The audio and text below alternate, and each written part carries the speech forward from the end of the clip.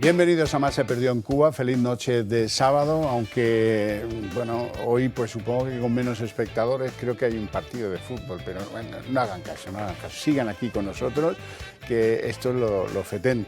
El fútbol, ¿qué más da? Si es lo de siempre, la pelotita, 22 tíos para arriba y para abajo. Nosotros hoy tenemos algo que ofrecerles incomparable a eso. ¿A qué les suena fango, fango, fango y arriba el bulo? Pues eso. Eso es lo que hemos visto esta semana en diferentes escenarios, el Congreso, la rueda de prensa del Consejo de Ministros. Donde haya un sanchista, fango, fango, fango y arriba es bulo. Nada más, eso es lo bueno. Bueno, les presento a nuestros invitados esta noche y empezamos a repartir porque el tema Begoña es que se está poniendo como la fruta cuando llega estos meses ya un poquito calurosos, se está poniendo como esos melocotones los primeros del año, ¿qué tal? Jugosísimos. Don Raúl Ramírez, empresario, abogado. Y amigo de la casa. Amigo de la casa. Español recalcitrante. Y fan de Taylor Swift. Y fan de Taylor Swift, faltaría más, claro.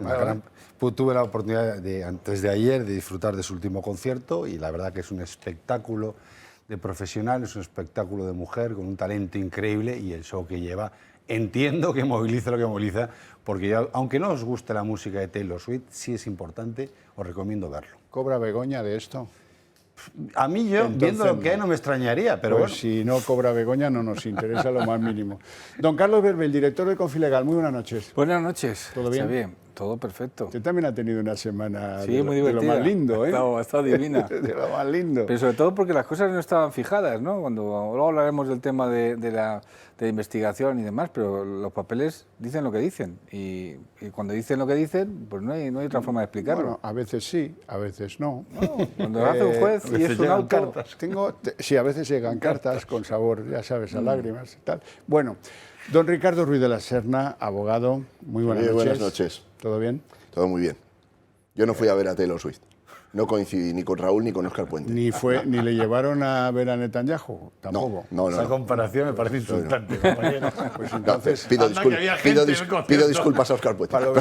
Para lo que ha quedado, usted para lo que ha quedado. Oiga, fíjate, ni a ver a Taylor Swift, ni con Óscar Puente puedo ir a ver a Taylor Swift. Su historia con los Rolling Stones, cuéntanos cómo fue, que salió en todos los medios. Figúrate. Bueno, don Carlos Berbel, antes que nada, vamos a ver. Hay quien dice que este país está en un ciclo bobo, como si estuviera abducido por Taylor Swift, pues parecido a eso, ¿no? El ciclo bobo. Hay quien dice que es incomprensible que después de lo llovido, la repercusión electoral, según las encuestas para Pedro Sánchez, sea tan leve. Y hay quien habla de las repercusiones judiciales de los asuntos, el uno llevado ahora a la Fiscalía Europea, el caso Koldo y la trama, y el caso Begoña Gómez, en donde se han empezado a producir cosas. Lo digo porque hay que ser justo y serio en la vida.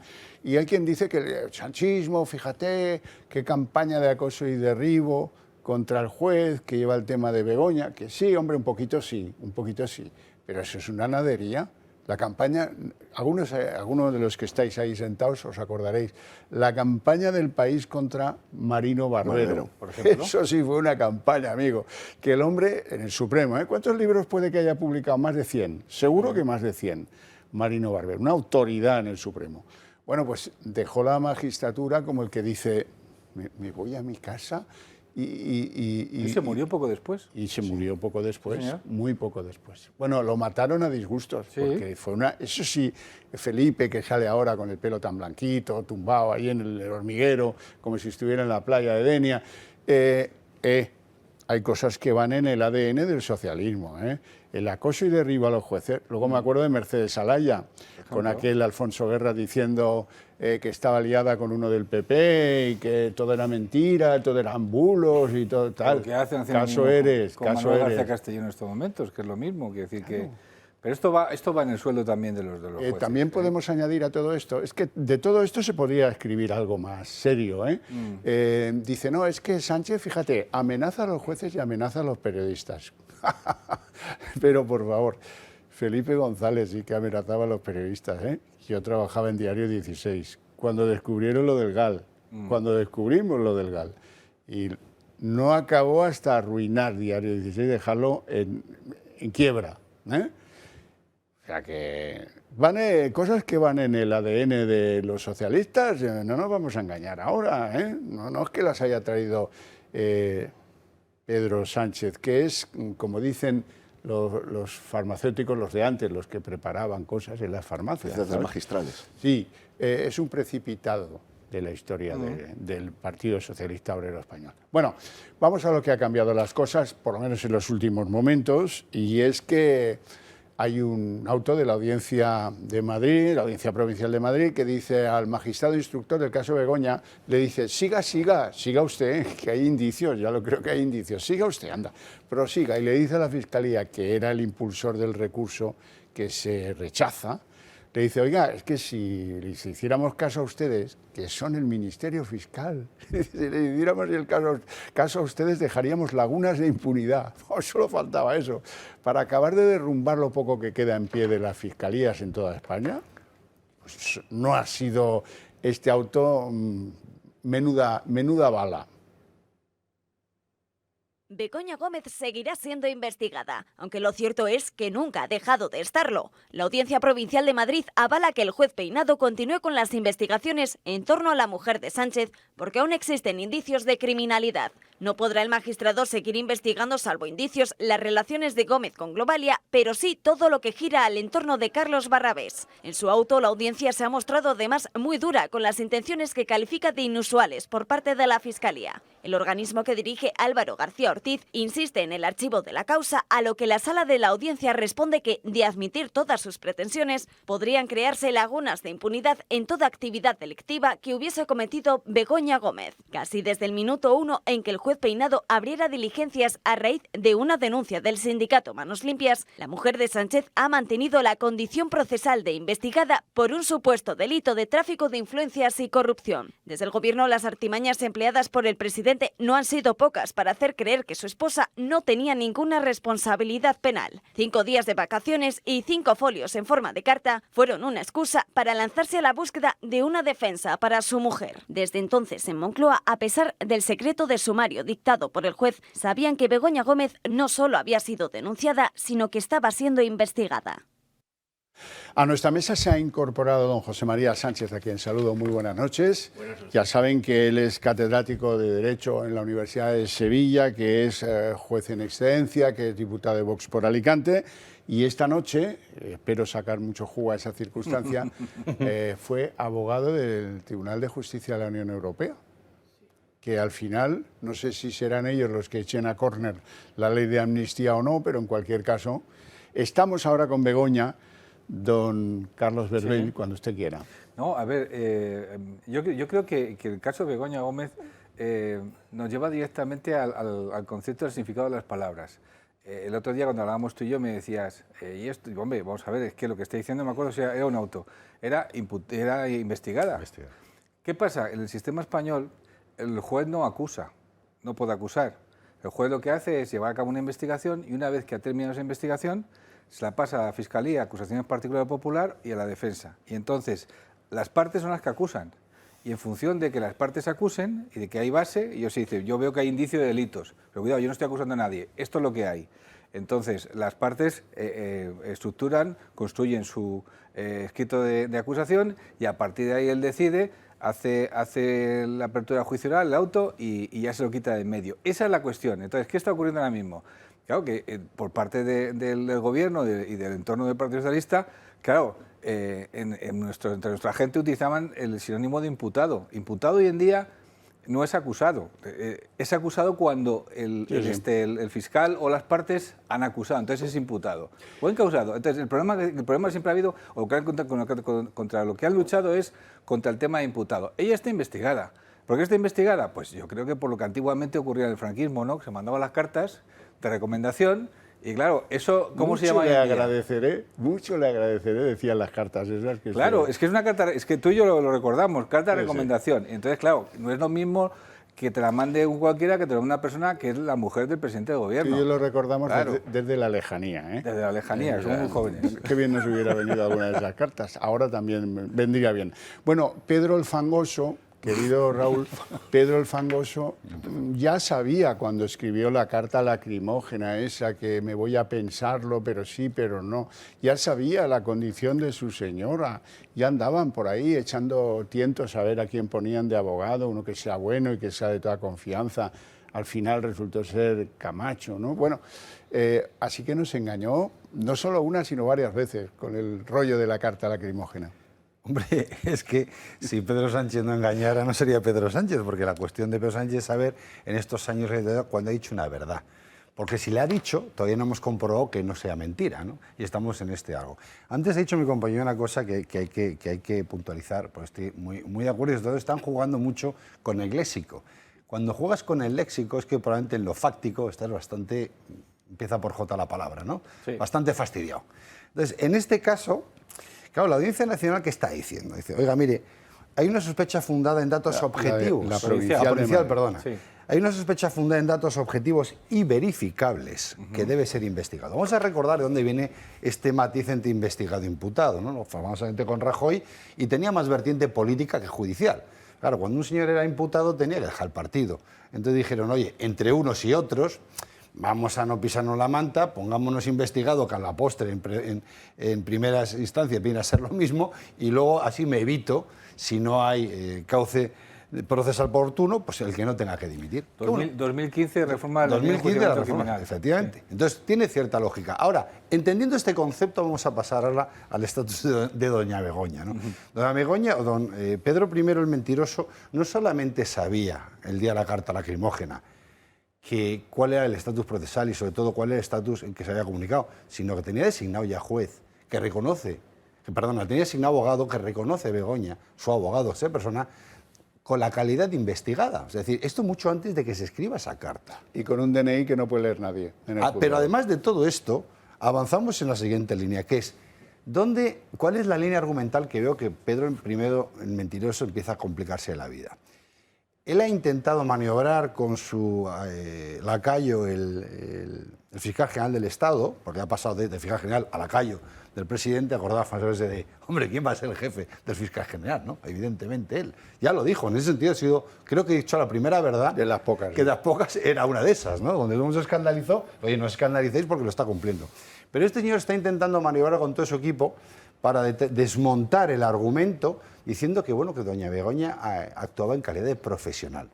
Vamos, hoy hablaremos mucho de cuál es la calidad profesional de doña Begoña. La tendrá, no sé en qué, pero seguro que la tiene. Mucho no podemos hablar. Bueno, podremos. Ninguna, sí, pero depende. No tiene ninguna, no podemos hablar mucho. Sí, porque se puede abrir otros campos que no son precisamente en los que igual ahí sí hay cierta profesionalidad. Pero bueno, ese campo lo abramos si quieres luego. Yo a lo que voy es, fíjate lo nervioso que tiene que estar Moncloa, y en concreto Pedro Sánchez, que intentando con el fiscal manipular a la judicatura metiendo el elemento profesionalidad, por otro lado, fruto de los nervios, y ahí se ve que perdió el control de la situación, saca una carta donde lo que está defendiendo no es a un profesional, sino a la mujer del presidente. Lanza a toda la jauría del ministerio a defender a la mujer del presidente. No ha habido un solo defensor de la actitud de Begoña que hable de su profesionalidad. De lo único que se habla en este país es que, hombre, están atacando a la mujer del presidente. Ergo, si usted asume que la defensa es por la categoría de mujer del presidente, no puede asumir en paralelo que la actuación de su mujer fue a nivel profesional.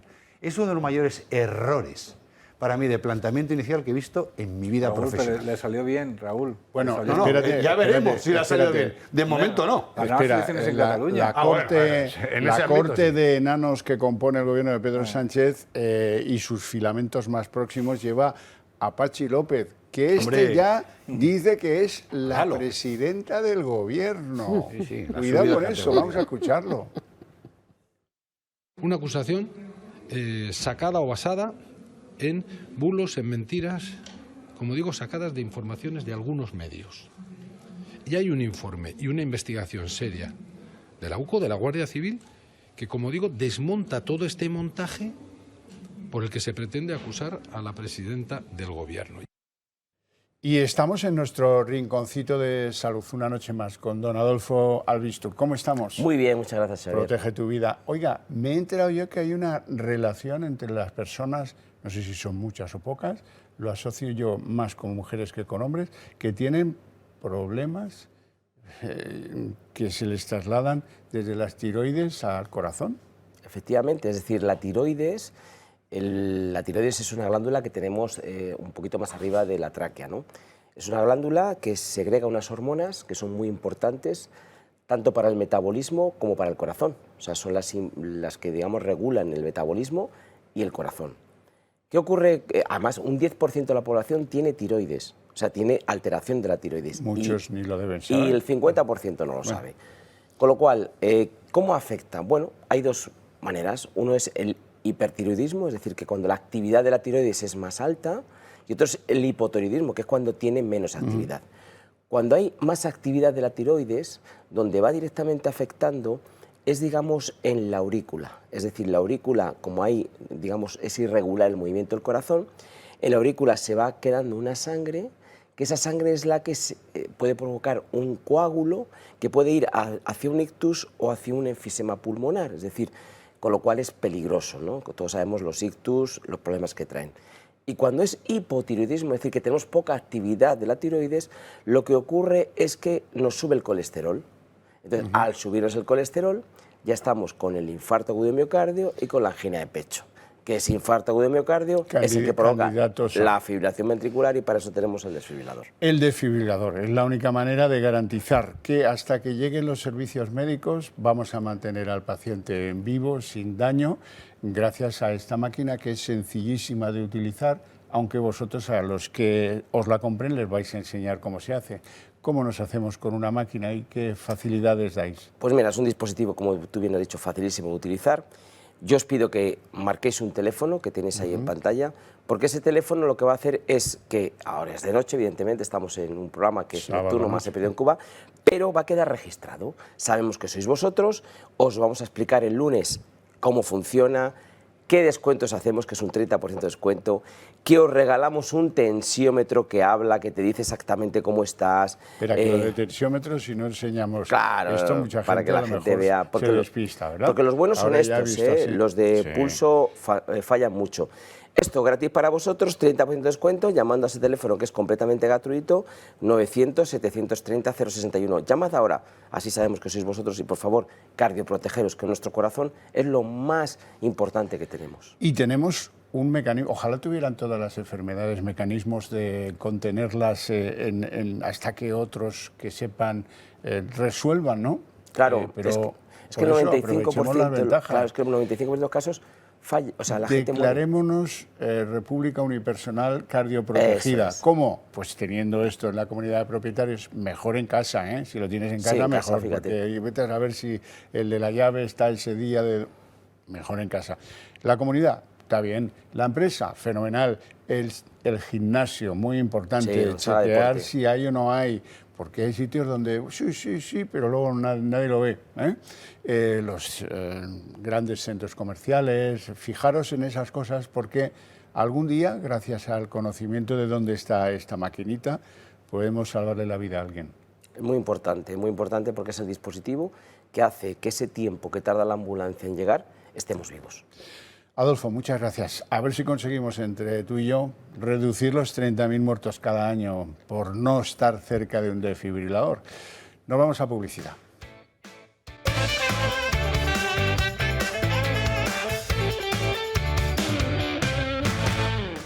Bueno, estamos en que, según el oráculo de Bermeo, Patxi López es la presidenta del gobierno. Don Ricardo. Mira, Xavier, hay dos cosas interesantes en estas primeras actuaciones que se han seguido. La primera es que es muy infrecuente que el Ministerio Fiscal recurra la incoación de unas actuaciones. Es muy poco frecuente. Habitualmente, incluso cuando el Ministerio Fiscal finalmente no acusa, espera a que al menos se actúe algo. Claro. Esto ya es raro. Luego hay otra cosa extraña. El Ministerio Fiscal puede adoptar una posición no solo de no acusar, sino de hacer argumentos que puedan beneficiar al investigado o incluso en fase de juicio al acusado. Lo que ocurre es que primero, no es frecuente tampoco. Y segundo, normalmente son argumentos basados en cosas bastante objetivas. Es decir, no queda acreditada la identidad de la persona o no ha sido identificada o ha logrado acreditar que no se encontraba en el lugar de los hechos. Lo que estamos viendo es verdaderamente excepcional. La mayor parte de las personas investigadas, acusadas, incluso condenadas en España, se encuentran con que el Ministerio Fiscal acusa. Es más, aunque existan serias dudas, bien de hecho, bien de derecho, sobre la posible culpabilidad, ante la duda, el fiscal acusa. Porque es su función. Su función es garantizar el ordenamiento jurídico, aunque en tiempos de Pedro Sánchez esto parece olvidado. Sí. Pero lo que me parece interesante para reflexionar es que el doble rasero que existe entre la situación de Begoña Gómez y la mayor parte de los ciudadanos es clamoroso. Yo diría casi que triple rasero. El común de los mortales, en un caso así, no van a ver al fiscal, porque el fiscal ni se va a acercar. Luego está el segundo rasero, que es el normal, que va y no hace gran cosa hasta que llega el momento en el que pues, interviene. Y luego está este, que el problema del juez es que no se lo quita de encima, como ha dejado por escrito. Es que no solo está aquí todos los días, es que además no viene a saber lo que hemos hecho en el juzgado, viene a deducir qué es lo que vamos a hacer en el futuro. Vaya, en fin, me parece bastante alarmante. Don José María Sánchez. Bueno, yo puedo añadir poco a lo que ha dicho Ricardo Ruiz de la Serna, que es abogado penalista. Estoy de acuerdo con eso, aunque yo no estoy muy al tanto de cuál sea las prácticas en los juzgados de instrucción, pero lo que dices no me sorprende en absoluto, claro, porque la instrucción es precisamente para investigar. Claro, si la instrucción no fuera para investigar, podría entenderse, pero cuando es para investigar sobre la base de una noticia criminis, de algún elemento que pueda indicar, por eso indiciario, que ha habido un delito, ya sea porque ha habido denuncia, ya sea porque ha habido querella, parece raro que el fiscal trate de que todo quede sobreseído sin investigar, porque es como negar la esencia misma de lo que sea la instrucción. Salvo que verdaderamente los hechos que han dado lugar a la denuncia o la querella carezcan de toda relevancia penal. Por ejemplo, se denuncia que un niño de 7 años en un partido de colegio de fútbol del colegio metió un gol. Bueno, pues claro, no es que no tiene ninguna relevancia penal, no hay nada que investigar. Pero es que... No hay nada que investigar. El niño metió el gol, pero ya, pues sí, les molestaría a los del otro equipo, pero eso no tiene relevancia. He puesto un ejemplo extremo, pero es un ejemplo que indica lo que la instrucción es. Bueno, eso es por una parte lo que decir. Por otra parte, sobre lo de esto investigado, imputado, lo ha dicho Carlos.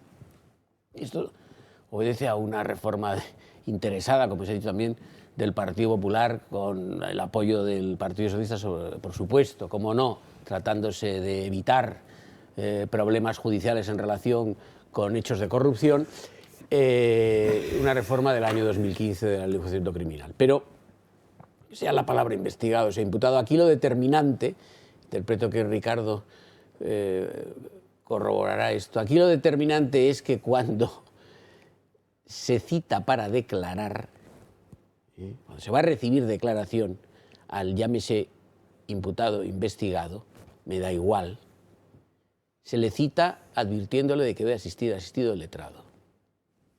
Esto es lo determinante. Cuando se cita a un testigo, nunca el juzgado le dice que debe comparecer asistido de defensa. Esto es lo determinante. Si esta señora o cualquiera en estas circunstancias, cuando es citado, imaginemos que olvidan en la citación, en el auto por el que se dispone la práctica de esa diligencia, olvidan calificar en qué condición comparece, si investigado o imputado. Si dice que debe comparecer asistido letrado, ya se entiende que es porque es imputado en terminología antigua o investigado. Es decir, que tiene que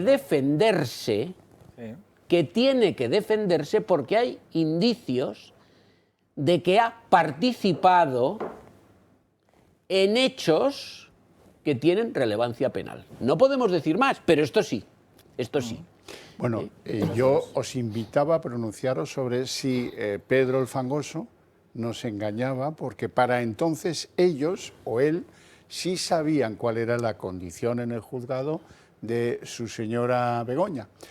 Usted quería añadir algo. Sí, es que precisamente quería que le iba a eso, ¿no? Es cuando en el auto del juez que leí, creo que decía, recomendaba, ¿no? O ponía a disposición, o si podría acompañarle, ¿no? Expresamente no se lo decía de manera directa, pero sí lo dejaba de manera indirecta. Pero más allá del vericueto que puedan buscar en los autos o no, o la forma de notificar, o si se decretó el secreto sumario de manera innecesaria o no, yo veo otra cuestión, que es que Pedro Sánchez ha mentido. Pero es que ha mentido en el Congreso y ha mentido a una pregunta directa, no solamente no contestando, sino de una manera activa. Porque claro, puede quedar la duda de, oiga, usted sabía, cuando le pregunta al señor Feijóo varias veces, el otro día, usted sabía la situación en que estaba su mujer el día, ese no dicho, que era un sí, claro que lo sabía, estaba mintiendo en el Congreso, pero ya no solamente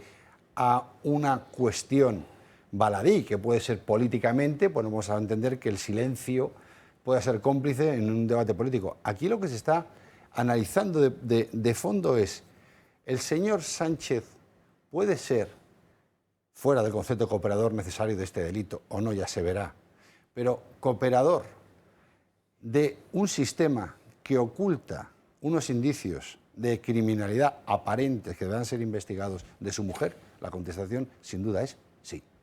Bueno, ¿cómo será de grave este asunto que Feijóo, que se la coge con papel de fumar, ha empezado a llamarla su esposa en el hemiciclo? Ya no es el círculo concéntrico preliminar de la parte segunda de... No, ya es su esposa.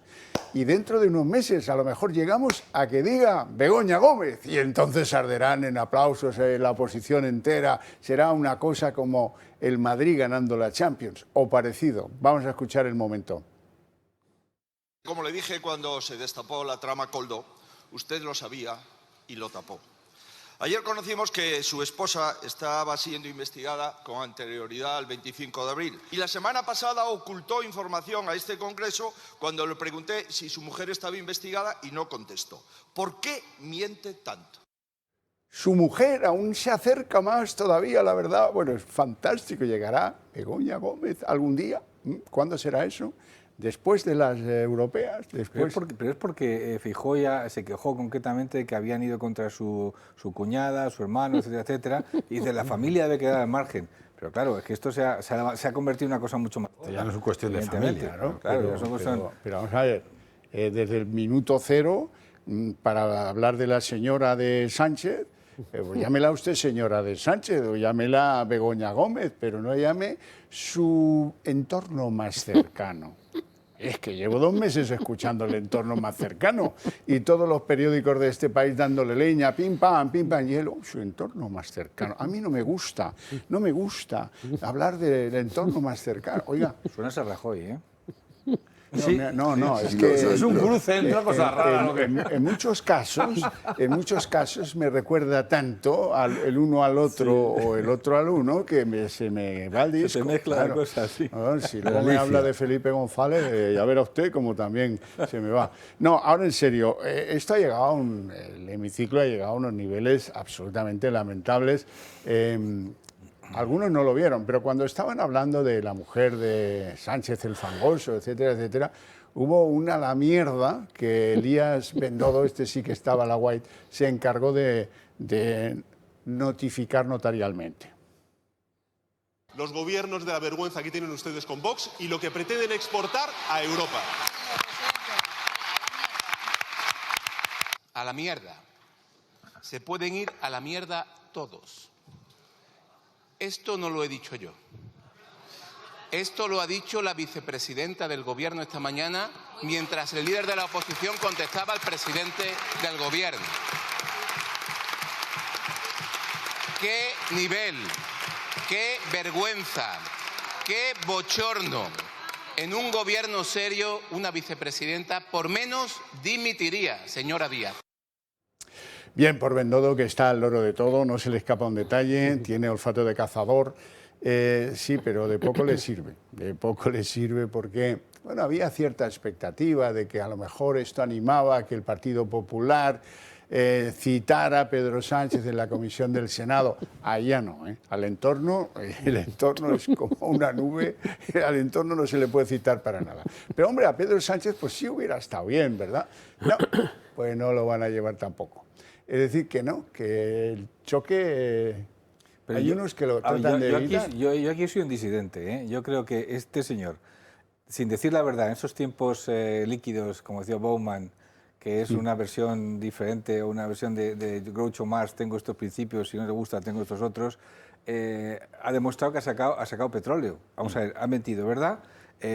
Ha marcado los 5 días, y al final del camino ha caído de pie. Ha ganado las elecciones en Cataluña y ahora mismo pues tiene una serie de gente que está... Pues dependiendo de sus hipotecas dependen de él. Es maquiavélico en ese sentido. O sea, podemos decir que es un mentiroso, todo lo que tú quieras. Estás entrando en la fase admirativa de Pedro el Fangoso. Es lo que me decía otro día una amiga, dice, estás entrando en la fase... Digo, es que claro, es que date cuenta de una cosa. Solo te falta hablar del entorno. Sí, sí. Que como hables ya del entorno, ya... No, del entorno. Yo hablo que el presidente del gobierno tiene un olfato que ha salido, justamente estaba encajonado, seamos realistas, y ha salido de ello. Bueno, es verdad. No ha hecho la verdad, ha mentido, es verdad. Ahora, la cuestión está en cómo recuperamos el nivel natural, normal del pasado, en el cual la mentira era algo que estaba penado pues justamente con castigo, con la dimisión, con el cese o con lo que sea. ¿Cómo se recupera eso? Lo que yo me pregunto. Don Ricardo. Lo que pasa es que el PSOE ha mentido durante tanto tiempo, durante tantos años, han sido tantos los presidentes del gobierno. Pensamos en Pedro Sánchez, pero pensemos el mentiroso formidable que era José Luis Rodríguez Zapatero. Antes podríamos recordar, no, pero decía cuando era presidente, ¿no? O sea, comparte lo que decía Felipe González de él, ¿no? Bueno, es que creo que Felipe González también era mentiroso, pero lo que digo también. Es que hay un precio que está pagando por esto. Sí. Yo creo que el análisis que hace Carlos Berbel, yo estoy de acuerdo contigo. Es decir, él es astuto. Y tiene un rasgo, me resisto a llamarlo o a considerarlo en este caso virtud, que es la audacia. Sí, es decir, él tiene un punto de osadía que es claro que Feijóo queda desbordado, porque Feijóo de alguna manera está tratando de jugar a un juego al que hace mucho tiempo que el Partido Socialista dejó de jugar y Pedro Sánchez no ha jugado jamás. Pero está pagando un precio. El precio es la credibilidad de las instituciones. Sí, es verdad. Mira, fíjate, la Fiscalía, la Abogacía del Estado, la Fiscalía, el Defensor del Pueblo, el Tribunal Constitucional, el Congreso de los Diputados, el Consejo de Estado, el CSI, el CNI. Fíjate, del aparato de seguridad me resulta quizá un poco más difícil hablar porque hay una diferencia tan profunda entre los mandos políticos y las bases, pero admitámoslo. Es decir, lo que ha hecho en la Policía Nacional, el caso de los Cobos en la Guardia Civil, o sea, ha habido cosas clamorosas. Este precio no lo va a pagar Pedro Sánchez, este precio lo vamos a pagar los ciudadanos. Durante muchos años. El deterioro institucional, tú imagínate que ha habido, y aquí está José María que lo recordará, ha habido proyectos para encomendar la instrucción de las actuaciones penales, de las causas, al Ministerio Fiscal. ¿Tú te imaginas al Ministerio Fiscal tramitando, instruyendo las causas penales? ¿Tú te imaginas que esta denuncia respecto de Begoña Gómez llega al Ministerio Fiscal y el Ministerio Fiscal, según entra, dice decreto de archivo y ahora, si desea usted, recurra ante el juez y a ver qué dice el juez? Esto es lo que pasa, por ejemplo. Hay un tipo de instrucción que en España se encomienda ya a los fiscales, que es la instrucción en los procesos penales de responsabilidad penal del menor. Sí, por una reforma del Partido Popular. Que es un caso un poco singular. Una de las características que tiene este proceso es que el fiscal dicta un decreto y hay resoluciones del fiscal que no son recurribles. En la fase inicial del proceso, si el fiscal considera que no procede incoar el proceso, te quedas con el decreto puesto. Tú imagínate con la falta de con el descrédito en el que ha asumido al Ministerio Fiscal. Fíjate que hablo de la institución y no hablo obviamente de los fiscales, donde hay magníficos juristas. Y no entro en las personas. Pero el descrédito de la institución es tal que ¿quién podría confiar en que el fiscal va a tramitar conforme a principios de legalidad, de objetividad, de sí, lo sujeción peor a la es ley? que la hidra continúa avanzando. Ahora van a por el Banco de España, el control del Banco de España, es para ellos muy importante. ¿Y qué me dice de la UCO? La UCO, ¿cuándo ha hecho un informe a los 20 días de que le encarguen la investigación de algo? es evidente que hay, yo creo que hasta le están buscando un mando a la UCO que se llame de nombre Eleuterio. ¿Sabes cómo te digo? Porque, oiga, es que es muy fuerte. Ya se sabrá porque en la UCO, como en todas partes, les gusta hacer su trabajo bien y no recibir órdenes de arriba para hacer un informe urgente que el presidente tiene que ir a hablar de su mujer mañana. Pero también, fíjate, también con el informe de la UCO se manipula el lenguaje.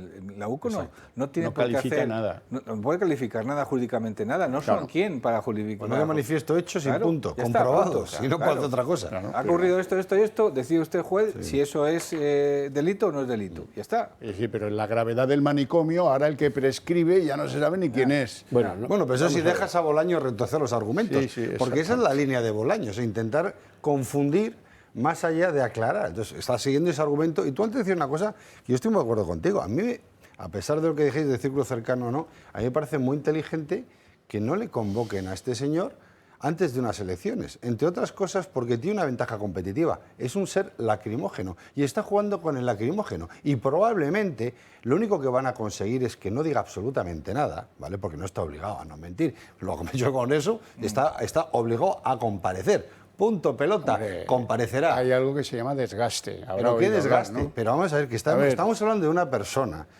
que ha demostrado que es capaz.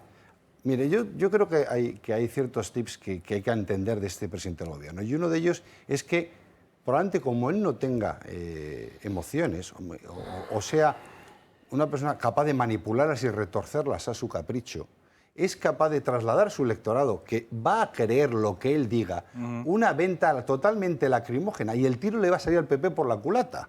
Entre otras cosas, ya veremos el resultado de estas elecciones europeas y probablemente con un desgaste político, si se da, le va a ser mucho más complicado seguir convenciendo a su electorado, movilizándolo, con algo donde el efecto lacrimógeno perderá muchos grados. A mí me parece, estoy de acuerdo contigo, yo también soy disidente, que ha sido inteligente. Ahora me parecería precipitarnos, hacer la carta a otros que les interesa que el PP se dilate y se debilite de manera enorme, cosa que me parece que ahí Feijóo ha estado muy inteligente.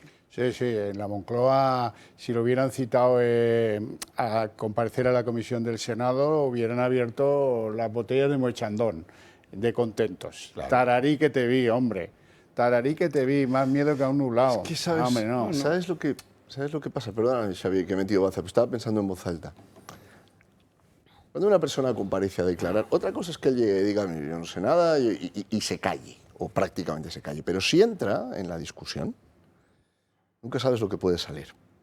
Es decir, cuando finalmente la persona está en el interrogatorio, hay variables que puede no controlar. Incluso Pedro Sánchez. Figúrate. Permíteme que lo dude, amigo. Fíjate, el Congreso, pero te pongo dos ejemplos que hemos visto hace un instante. Una, las declaraciones de Patxi López. No me compares a Patxi, por favor. A este respecto no sabría decirte quién puede tener mayor grado de cinismo, ¿eh? ¿De cinismo y de osadía. El otro ejemplo era el de los exabruptos en el Congreso de los Diputados. Entonces, tú imagínate que comparece Pedro Sánchez y decide entrar a defender. Hay una cosa que, por ejemplo, Pedro Sánchez no ha hecho nunca. No ha negado la autoría de las cartas. Él nunca ha dicho, estas cartas no las escribió Begoña Gómez. No, las ha calificado de interés general. Bien, pero no ha negado la autoría. Él no ha dicho, yo estas cartas no las he visto nunca, o como hubiera dicho Mariano Rajoy, estas cartas por las que usted me pregunta, ¿no? Esta persona por la que usted me pregunta. Bien. Creo que además hay otras circunstancias. Es verdad lo que tú dices. Él puede tratar de jugar la baza del victimismo. Van contra mí, van contra mi familia. Lo que sucede es que las sospechas son por unas conductas de tal gravedad y de tal obscenidad. Y no me refiero únicamente a la cuestión de las cartas, me refiero, por ejemplo, a la cuestión de la aplicación de la solución informática de la que se está hablando en estos días. De una universidad pública, la Complutense, en que ya resulta difícil verlo como víctima. Resulta difícil decir, no, a ver, no es una persona a la que en un proceso sin garantías le han plantado 2 kilos de droga, como se hace en algunos países donde hay dictaduras y se vulneran derechos humanos. Pedro Sánchez controla el Ministerio Fiscal, controla la Abogacía del Estado, ha nombrado personas de su confianza o ha logrado que personas de su confianza accedan nada menos que al Tribunal Constitucional. Al Tribunal Constitucional, ¿eh? ha logrado que se apoye por 7 votos la ley de amnistía. Es decir, es difícil verlo ya como víctima. Pero fíjate una cosa que tú que estás indicando muy bien. Es muy importante el abogado defensor que te busca, ¿verdad? Hombre, ¿A quién se ha buscado? Es un exfiscal, ¿correcto? Y ex secretario de Estado de Interior. Y miembro del Partido Socialista. Sí, pero esto es muy importante. Es decir, que sí, a alguien que sabe cómo funciona la Fiscalía por dentro. Las instituciones. Con lo cual, a ver, más fácil desactivar la historia. Lo que pasa es que la Fiscalía tampoco es un todo homogéneo. Hay un nivel de disidencia brutal y lo hemos visto recientemente, por ejemplo, con el Consejo Fiscal. Con el tema de Dolores Delgado y demás, ¿no? Quiere decir que en ese sentido yo creo que la Fiscalía tiene todavía en sí mismo las semillas de la regeneración. Ahora, si vamos evidentemente al fiscal de este caso le van a cambiar el nombre por Cancerbero, sí, que está porque claro. es el que va ahí a ver si por dónde va a ir mañana. Pero que no son sí señor. Quiere decir que dentro de la Fiscalía hay disidencia. Cada vez menos, pero la hay. Esos ya están señalados con el membrete. Don José María. Sobre lo del enjuiciamiento en fase todavía de instrucción de Begoña Gómez, o doña Begoña, o en términos de novela o de telenovela o Begoña Gómez sudamericana, la doña, pues vamos a ver. Nosotros, vuelvo a decirlo, creo que ya he dicho alguna vez aquí, nosotros sabemos lo que sabemos. Y lo que sabemos es, me parece que hasta ahora se limita a las cartas, que es indicio suficiente para que se investigue. Esto es indicio suficiente para que se investigue y no es indicio, si no es prueba definitiva, no de cargo en sentido penal, pero prueba definitiva de lo descarada, bruta y temeraria que es esta señora. Porque claro, escribir cartas de recomendación y firmarlas siendo la mujer del presidente del gobierno, recomendación dirigida a alguien que actúa en la administración, vamos a ver, esto no se le ocurre, no sé, vamos, que yo creo que ni a Imelda Marcos en los mejores tiempos de Ferdinand Marcos. Cuando se acabaron los zapatos en Manila. No creo que se le ocurra. Es una gente muy bruta, muy bruta, muy bruta y muy descarada y muy, sí, temeraria, no sé, no la conozco de nada. Él indudablemente tiene un carácter de aventurero, ella a lo mejor también, no lo sé, me da igual. Pero lo que he dicho creo que es así. Eso es una cosa. Otra cosa que quería comentar, bueno, y luego ya veremos, esa investigación que sigue, y así lo ha ordenado la Audiencia Provincial, pues ya veremos qué otros elementos de prueba llegan a obrar en esa instrucción. Ya veremos. Mucho más no podemos decir porque no lo sabemos. Indicios hay, esto es indudable. Date cuenta que al principio, José María, perdóname, el presidente del gobierno empezó a hablar de bulos. Sí, bueno, bien, pero y los bulos estaban basados en informaciones publicadas. Pero Carlos, hemos pasado de lo del bulo a lo del fango. Ahora están con la palabra, ahora es fango. Todo es fango, todo es fango, todo es fango. Bueno, esto es nada, esto no hay que hacer. Vas a acabar en fango. No hay que hacer ni caso, no hay que hacer ni caso. O sea, eso son tonterías. Utilizan un término que trate de ser un término vicario, ¿no? Passepartout, que cubra todo y que todo el mundo pueda manejar para oponerse a lo que son evidencias. Luego está la cuestión que a la que tú te has referido, a mí me parece importante, es si en todo caso la actitud de este sujeto, que resulta ser el jefe de gobierno, ha tenido rentabilidad política en Cataluña. Yo, si examino con un poco de detenimiento, no le he dedicado horas de atención, pero sí algo de detenimiento a los resultados catalanes, yo creo que no ha tenido rentabilidad, pero tampoco le ha perjudicado. Es decir, los resultados de las elecciones catalanas, tal y como yo los interpreto, pueden ser interpretados como se podían interpretar los resultados en Cataluña de las elecciones de junio del año 2023. Es algo muy semejante. Es decir, el Partido Socialista sí ha incrementado su voto popular, que ha recibido esencialmente de votantes de RC, es decir, votantes que son esencialmente izquierdistas y también separatistas, pero sobre la cuestión del separatismo en este momento se muestran conformes con la situación actual, es decir, no son partidarios de que se avance en sentido hacia la independencia, sino que están conformes. Bueno, luego también RC ha perdido voto a favor de Junts, que se muestra a lo mejor más combativo en algunas cosas, y poco más, y poco más. Ha habido un crecimiento notable del Partido Popular en Cataluña. Un crecimiento notable, sí. Bien, pero que es un crecimiento notable que, a mi juicio, obedece a la movilización del electorado, curiosamente el no independentista, porque ha habido una participación superior al 6% de lo que fue en las elecciones precedentes. Por lo tanto, yo creo que si tomamos como referencia las elecciones generales de 2023, este tipo de comportamiento ha sido rentable para las comunidades en el sentido de que no ha supuesto mayor erosión de la que ya sufría. Imagínate. Ninguna. Bueno, pues te doy la razón en esa medida. Más no, si se examina con detenimiento, como digo. Bueno, se puede superar lo de Begoña, lo que está en la mesa, dentro del entorno del horizonte Fangoria. En el horizonte Fangoria tenemos algunas cosas muy relevantes que apuntan la idea de que esta señora le echa muchos cataplines al asunto. Uno, se queda una aplicación que le ceden o le dejan o ella se la apropia y que es propiedad de una universidad pública, la Complutense. No sé lo que va a hacer la Complutense, pero si eso lo hace uno del PP al frente de la Complutense, la universidad estaría en llamas. En llamas. Parecería un barrio malo de Kiev. Ahora, como aquí pues no pasa nada, pues no pasa nada. A ver si pasa, estamos... Bueno, le dan una cátedra porque ella lo vale y tal. Bueno, y las últimas pesquisas de la UCO referidas a la señora Begoña tienen que ver con el Centro Superior de Deportes, que maneja un sanchista muy descarado llamado Franco. Le recordamos de la pandemia y nos desagrada desde entonces. Bueno, ¿qué han descubierto ahí? Pues de un registro de 3 horas, buscaban expedientes de contratación otorgados a la empresa de Carlos Barrabés. No me vaya a equivocar, que creo que el señor está malito. Este es Franco, Barrabés no es tan horroroso.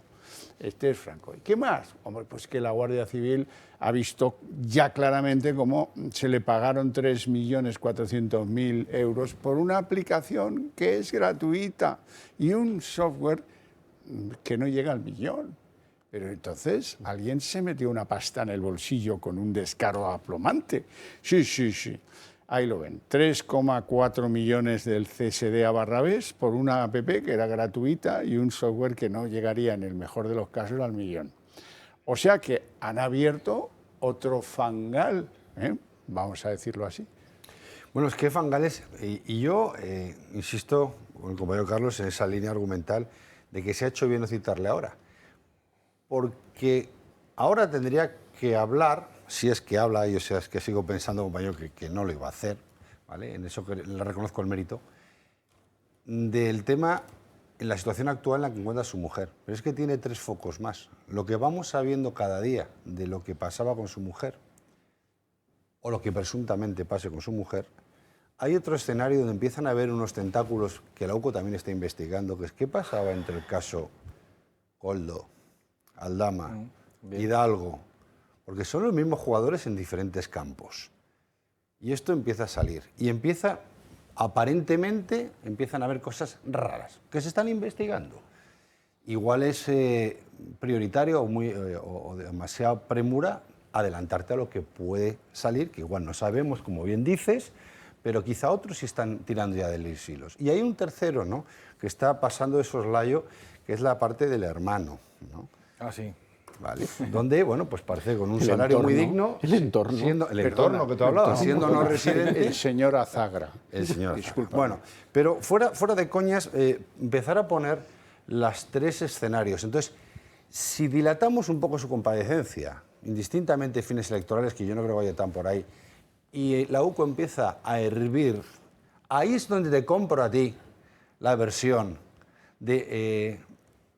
el lacrimeo ya no te aparece una víctima, porque tienes 3 focos incendiados, ya no solo uno.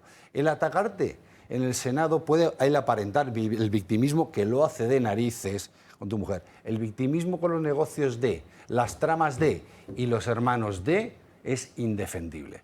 Por tanto, yo creo que estamos en puertas de no tomar decisiones, estrategias precipitadas. Y creo que un escenario tardío es mejor que una compadecencia temprana. A mí me encantan las familias liberales, la del presidente del gobierno la que más. Conozco pocas familias donde se consienta que uno de sus hijos se cambie el apellido y todos están contentos y aplaudiendo. Cuando toca por videoconferencia, dirige la orquesta de Badajoz, debe ser tremenda la orquesta de Badajoz, lo digo con cariño, pero estoy pendiente de que reaparezca algo que yo tengo la intuición de que eso, a lo mejor la semana que viene estamos hablando de ello, el negocio de los padres de Pedro Sánchez en Algete y de su prodigiosa evolución. Los 700.000 euros. ¿Se acuerda usted de eso? Perfectamente. ¿Verdad? Pues vamos a... Ya, dejen tranquilos, no pasa nada. En pleno COVID, si no me equivoco, además. Claro, ya llegaremos a ello. Vamos a publicidad. Vamos a seguir hablando del...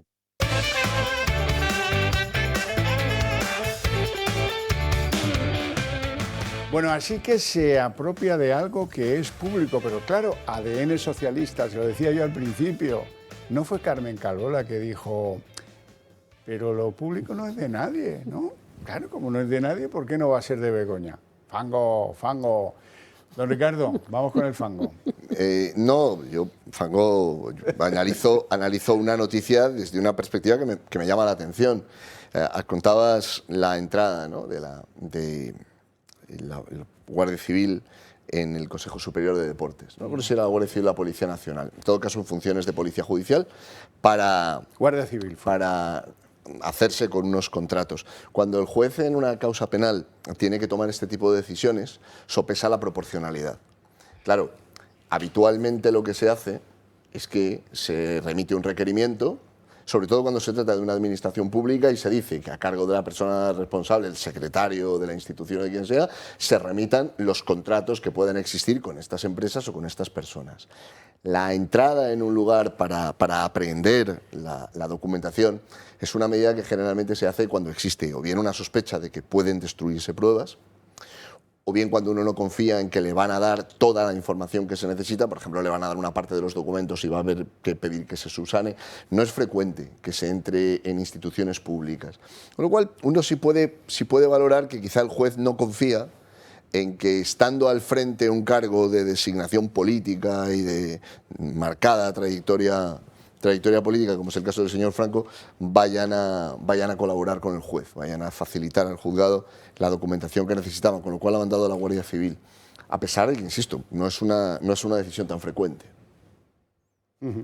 Bueno, pues como van viendo ahí, la señora Begoña parece que, yo no entiendo mucho del derecho penal, como dicen algunos en esta mesa, don Ricardo, pero cuando uno se queda algo que no es suyo y es de otro, eso se sigue llamando por lo pronto parece que lo ha puesto a su nombre. Pero mira, antes José María ha hecho una reflexión que a mí me parece valiosa tenerla presente de forma recurrente, que es lo grotesco que es esto.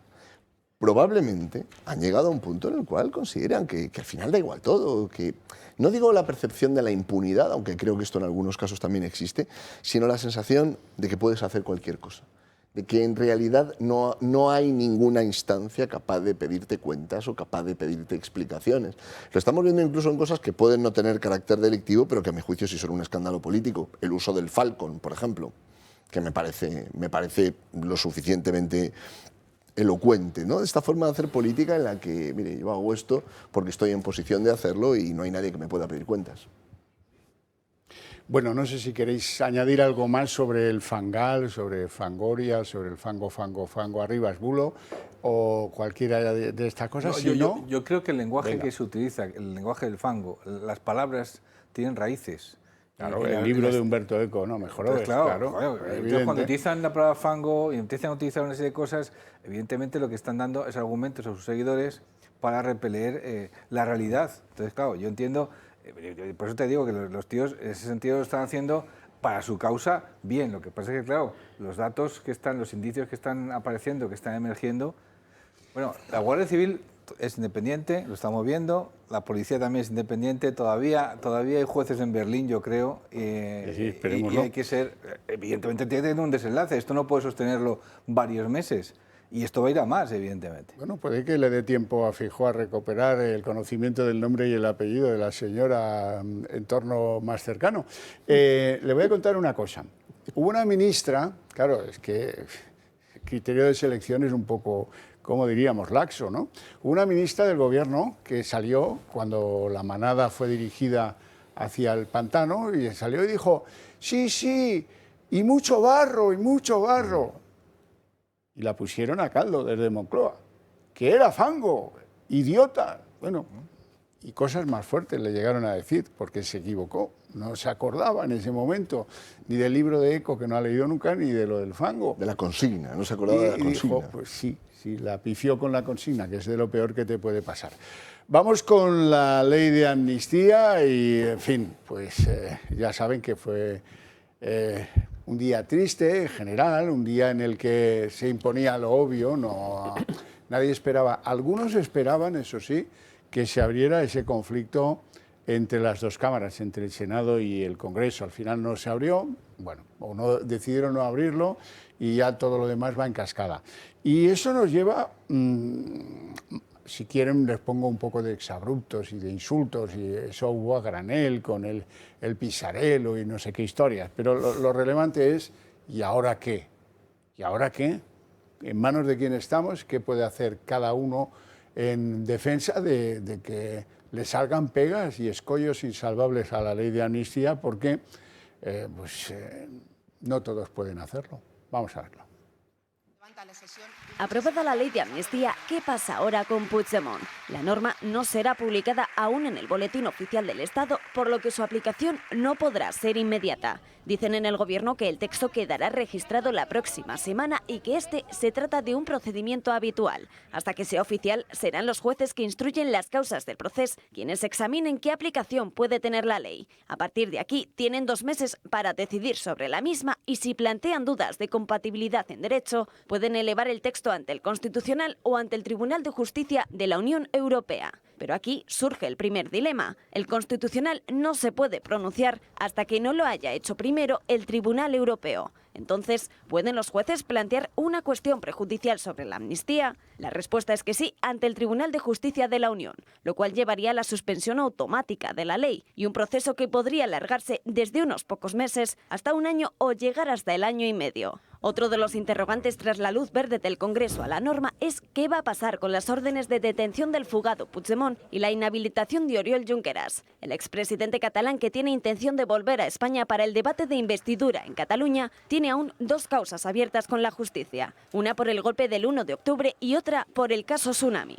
Si Europa admite el recurso del juez, se paralizaría la amnistía para Puigdemont. Pero ¿qué sucede entonces con las órdenes de detención que aún pesan sobre él en España? La ley establece que las medidas cautelares contra Puigdemont deben decaer, y esto también genera sus dudas. Los 4 fiscales del Tribunal Supremo del Procés ven inviable que se puedan levantar del mismo modo y advierten al fiscal general del Estado que la ley no amnistía los delitos por malversación. Hasta 6 comunidades autónomas gobernadas por el Partido Popular ultiman los recursos que van a presentar ante el Constitucional y una acción que también va a llevar a cabo el grupo de Feijóo en el Congreso. Pero los recursos, aunque se presenten, no van a suponer nada. Fíjense si está claro. Voy a esta última parte. Los 6 recursos, 6 de comunidades autónomas que está pensando incluso Pajes y añadirse a ese duelo. Pero bueno. Eso lo tumba el presidente del Tribunal Constitucional, don Cándido, en un zas, en un solo auto. No tiene el menor sentido práctico. Quedas muy bien, has presentado el recurso, pero nada, olvídense. Lo único que puede suponer un peligro para la ley de amnistía injusta de este gobierno, corrupta de este gobierno, que se basa en la compra de 7 votos para alimentar el ego de Pedro Fangoso, es que alguien lleve una cuestión prejudicial al Tribunal Superior de Justicia de la Unión Europea. Y déjense de historias, no hay más movidas. Ya no se puede hacer nada más que eso. ¿Quiénes pueden hacer eso? Don Carlos. Pues ahora mismo puede hacerlo la Sala Penal, lo puede hacer el juez instructor Pablo Llarena, lo puede hacer la jueza instructora también del Supremo, Susana Polo, y lo puede hacer también Manuel García Castellón, magistrado juez de Central Instrucción 6, que lleva el tema de Tsunami Democratic, Y lo puede hacer también el Joaquín juez Aguirre. Aguirre en la instrucción 13 Boló. de Barcelona. Sí. El caso Boló. Exactamente. Esos son los que pueden. Son los que pueden. Ahora, pasa que hay muchas, hay mucha confusión en estos momentos. Teóricamente, yo estaba hablando esta mañana con varios que saben esto mucho y dicen, teóricamente entra en vigor la ley y, bueno, teóricamente podría volver, pero claro, el informe que ayer hicieron público los cuatro fiscales del proceso es devastador. Entonces te dice, vamos a ver, es que la ley no contempla la malversación. Y dice, vamos a ver, si no contempla la malversación, no vuelvas, y luego después tampoco contempla los delitos terroristas, ni los de traición. Es que hay demasiados hilos colgando como para que Puigdemont, que tiene un miedo terrible a ir a la cárcel, acordémonos que salió de la cárcel en un maletero, de España en un maletero, o en un partido entre Real Madrid y el Girona, me acuerdo perfectamente aquel día, él no quiere entrar en la cárcel para nada. No es entrar en los de multitudes, él quiere volver como Taradellas, cuando dijo, ya soca aquí, hemos vuelto y demás.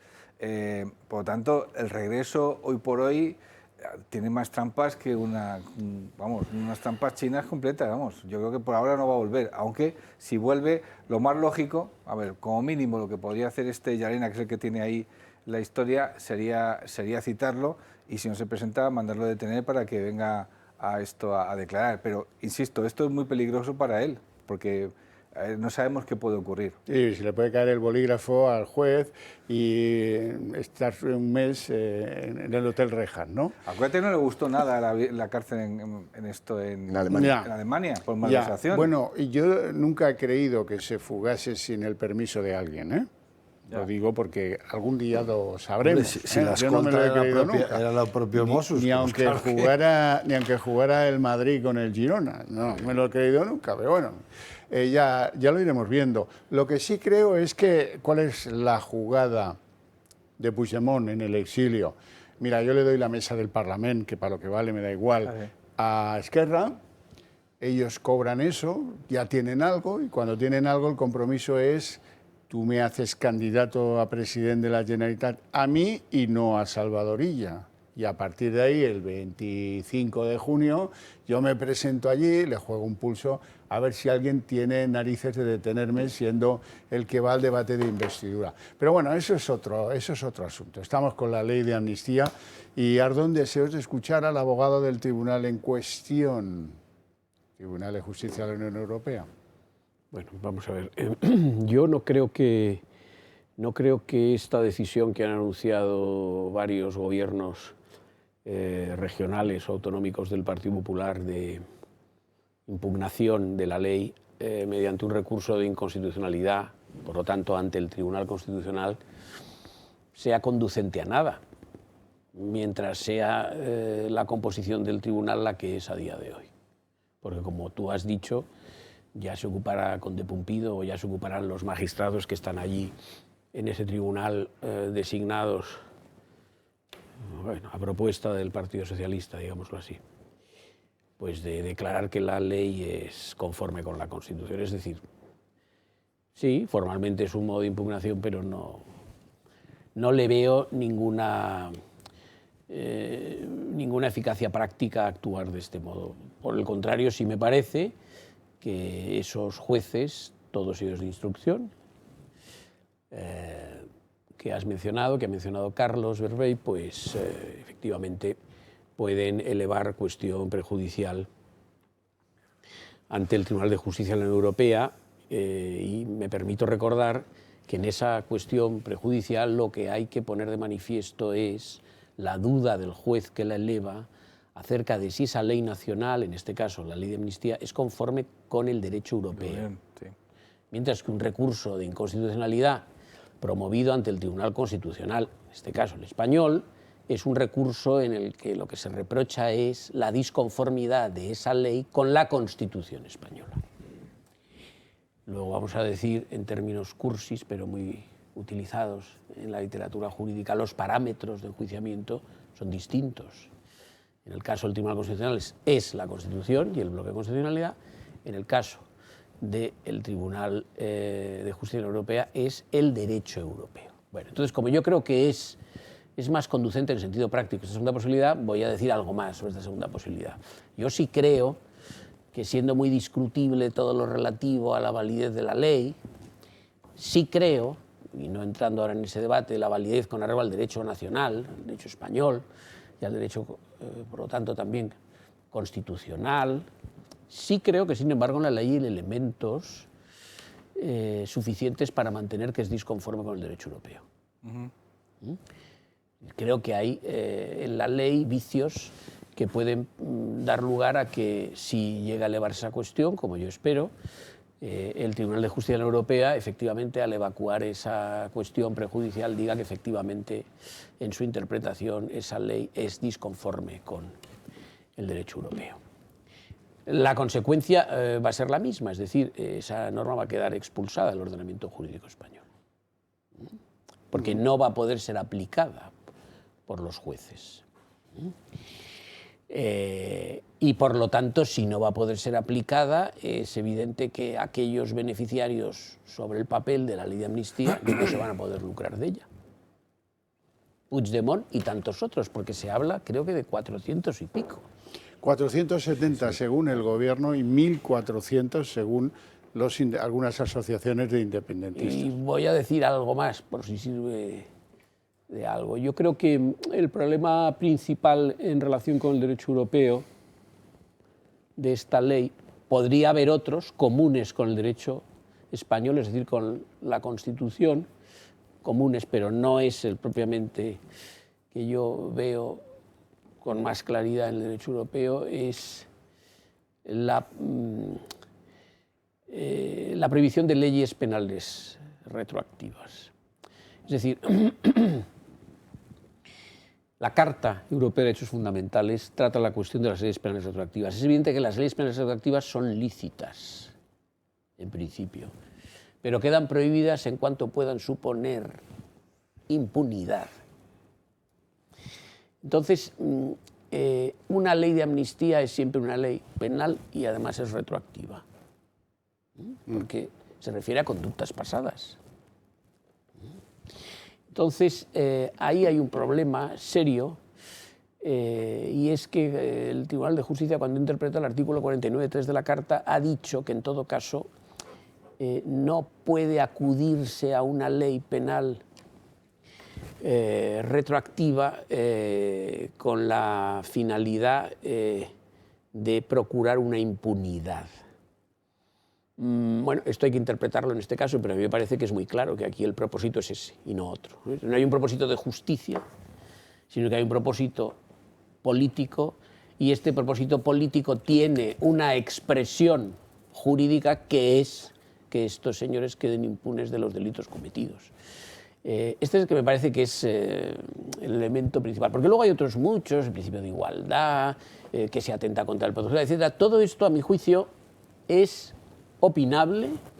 Yo me he pronunciado aquí en el programa varias veces acerca de la inconstitucionalidad de la ley, con arreglo al derecho español, pero no por ello tengo que decir que hay opiniones en contra de esto, ¿no? Esto otro del derecho europeo me parece más difícil en cuanto a superarlo. Hay una dificultad, a mi juicio, una dificultad grave. Yo no puedo hacer un pronóstico de lo que pueda decidir el Tribunal de Justicia de la Unión Europea. Lo que sí digo es que, a mi juicio, tendrá elementos suficientes basados en su propia jurisprudencia para, en términos más llanos, cargarse la ley.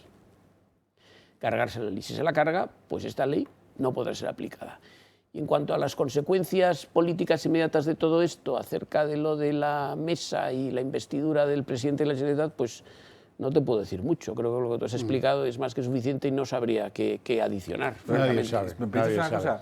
A ver, analizando todo esto, analizando lo que dicen muchos expertos, los 4 fiscales y demás, llegarse a la conclusión de que el presidente del gobierno ha estafado a los separatistas. Les he dicho, te voy a dar una ley de amnistía y resulta que está llena de agujeros. Carlos, ¿y te sorprende? No, no me sorprende. Simplemente vuelvo a decir que la mente que tiene este hombre pues va más allá de lo que nosotros pensamos. Dices, Pues, vamos es a que ver, no te estoy estafando con una ley que resulta que tiene agujeros que no contemplan Pues malversación, que no contemplan el terrorismo. ya sabes cómo era el pacto. Claro, ya. O ley de amnistía o muerte. Ya, claro, sí. Pues Sí.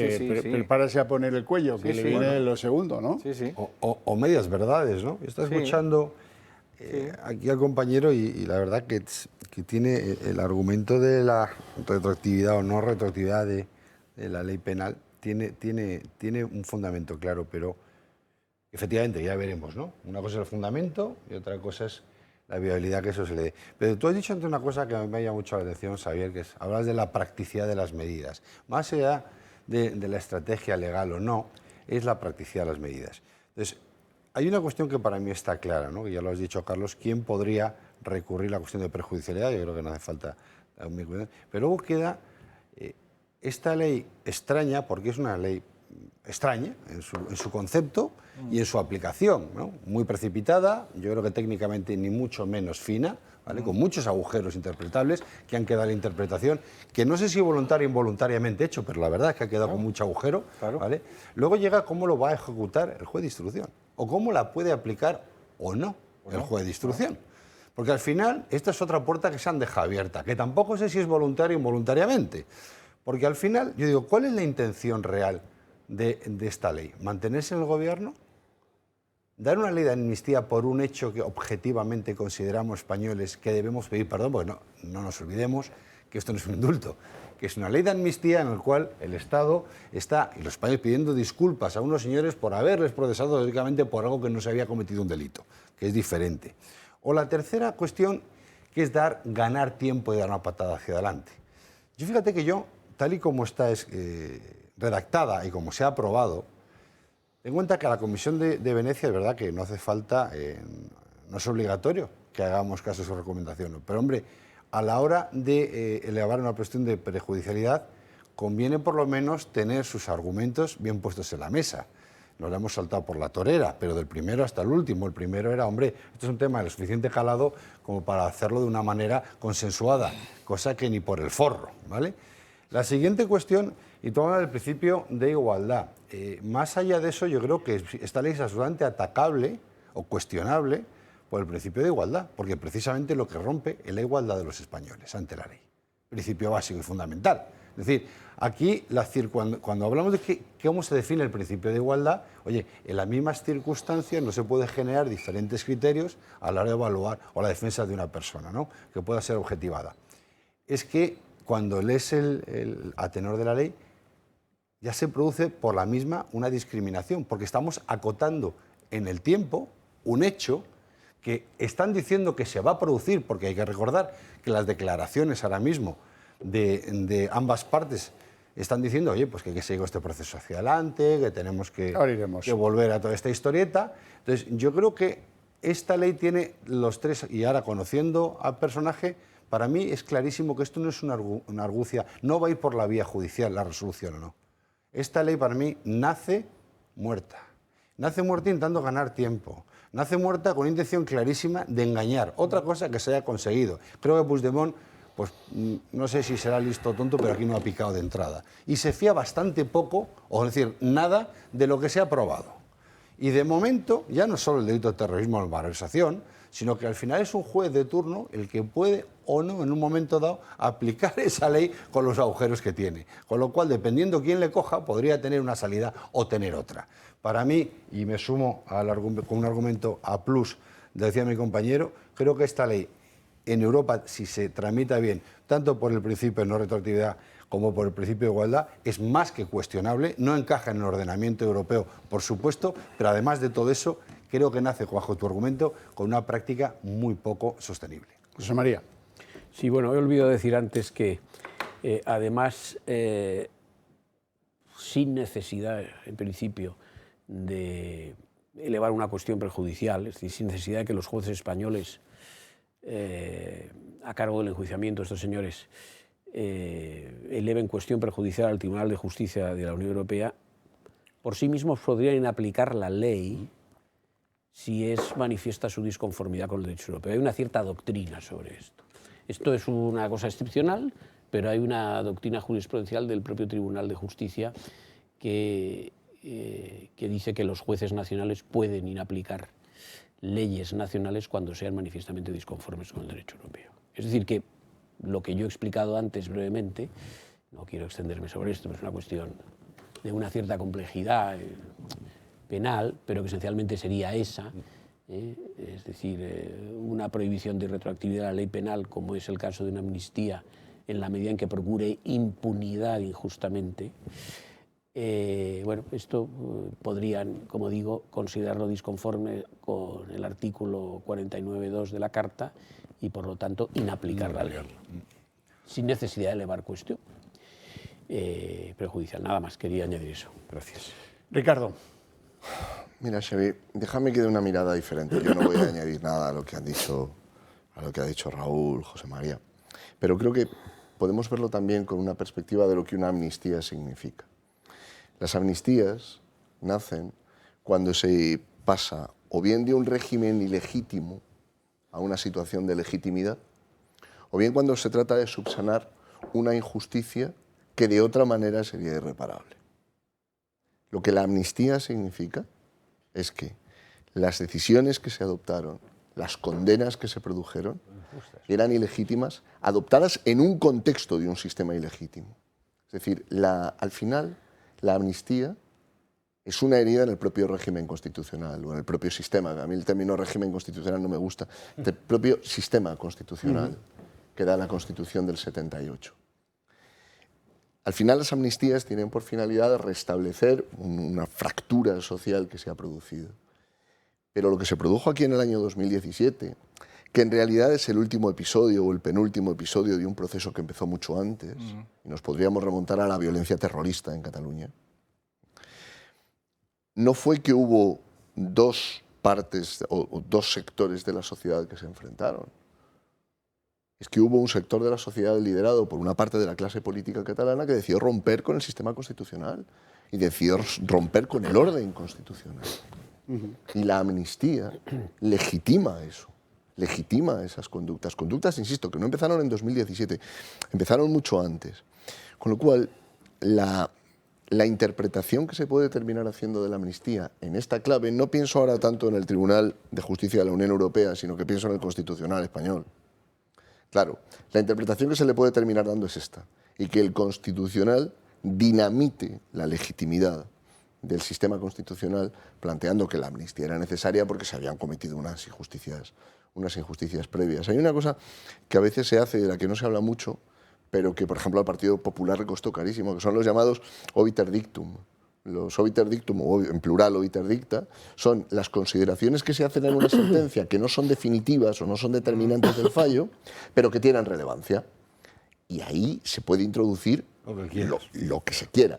Tú imagínate lo que puede salir del Tribunal Constitucional. No sé si os habéis dado cuenta de una cosa que cuando estábamos comentando antes la noticia habéis dado por supuesta, que es que la actual composición del Tribunal Constitucional, con Cándido Conde Pumpido a la cabeza, garantiza una resolución favorable para el Gobierno. Esto es gravísimo.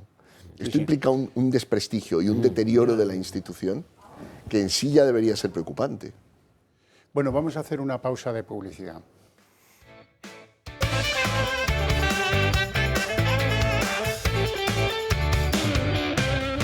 Bueno, Pedro Fangoso lleva meses presumiendo de que él ha venido a arreglar lo de Cataluña. ¡Ay, que cómo ha cambiado el clima en Cataluña! Fíjate, si hasta ahí ya gana las elecciones, esto va a ser maravilloso. Bueno, habían pasado, no sé si 1 o 2 minutos de la votación en el Congreso y ya los independentistas estaban pues recurriendo a las cosas más obvias de siempre. Lo dicen peor, pero como son los líderes los vamos a poner en orden. Oriol Junqueras, que no debiera haber estado en la cafetería del Congreso de los Diputados, reservada a los señores que tienen asiento allí, y él está inhabilitado para la política, pero bueno, como algunos son unos consentidos, resulta que se tomó allí un café con leche o algo por el estilo. Vamos con Junqueras. És un punt per seguir. no és un punt i final de res, és una continuïtat amb una lluita per la democràcia, amb una lluita per la democràcia que s'ha d'expressar tornant a votar. I per això nosaltres sempre hem estat a favor de les urnes i per això volem tornar a votar, volem fer-ho el 9 de juny, ara immediatament, i sobretot volem votar en un referèndum. ¿El estatut? Bueno, luego si queréis os cuento cómo le llaman en Cataluña a este hombre tan sumamente aburrido. El que está refugiado en Waterloo ya no está en Francia, terminó la campaña y se ha vuelto a Waterloo porque, oye, la pela es la pela y mucho gasto. Y desde allí decía cosas absolutamente pesadísimas también. Si acaso quédense en que ahora es el momento de volver a recuperar el camino hacia la independencia, que es lo básico. Ha sido la voluntad tozuda del pueblo de Cataluña de hacer respetar sus decisiones, lo que algunos definimos como mantener la posición, lo que permitirá devolver a la política lo que no debió haber salido nunca. Y esto nos enseña que, por mucho que cueste tiempo o incomprensiones, es necesario mantener la posición y saber aprovechar las oportunidades. El camino a recorrer no es precisamente El camino a recorrer no es precisamente un camino de rosas, empezando por la aplicación de la propia ley. Pero hoy nos quitamos las espinas de los pies que nos impedían avanzar. No quiero terminar sin expresar mi reconocimiento a los miles de ciudadanos que sufren la represión por su paciencia y comprensión, y por su lealtad en la defensa de Cataluña, cada uno de la forma que cree más útil y de acuerdo con su ideario, pero siempre en la defensa de un objetivo común, que es la independencia de nuestro país. Que es la independencia de nuestro país. Lo han oído en catalán y en español, que es la independencia de nuestro país, su país, el que él cree que es distinto a España. Bueno, alguno me decía aquí, se le ve avejentado. Sí, claro, es que tanto mejillón, tanta crema de leche y tanta cerveza caliente en Bruselas, pues ya sabes, cultura culinaria y Bélgica son un oxímoron, no se pueden conciliar de ningún modo. Bien, a lo que vamos. Uno que lo resume porque es de barrio y tal, y no sé qué, y tiene esa chispa, es Gabriel Rufián. Escuchémosle. Señorías, si tenen memòria, m'entendran.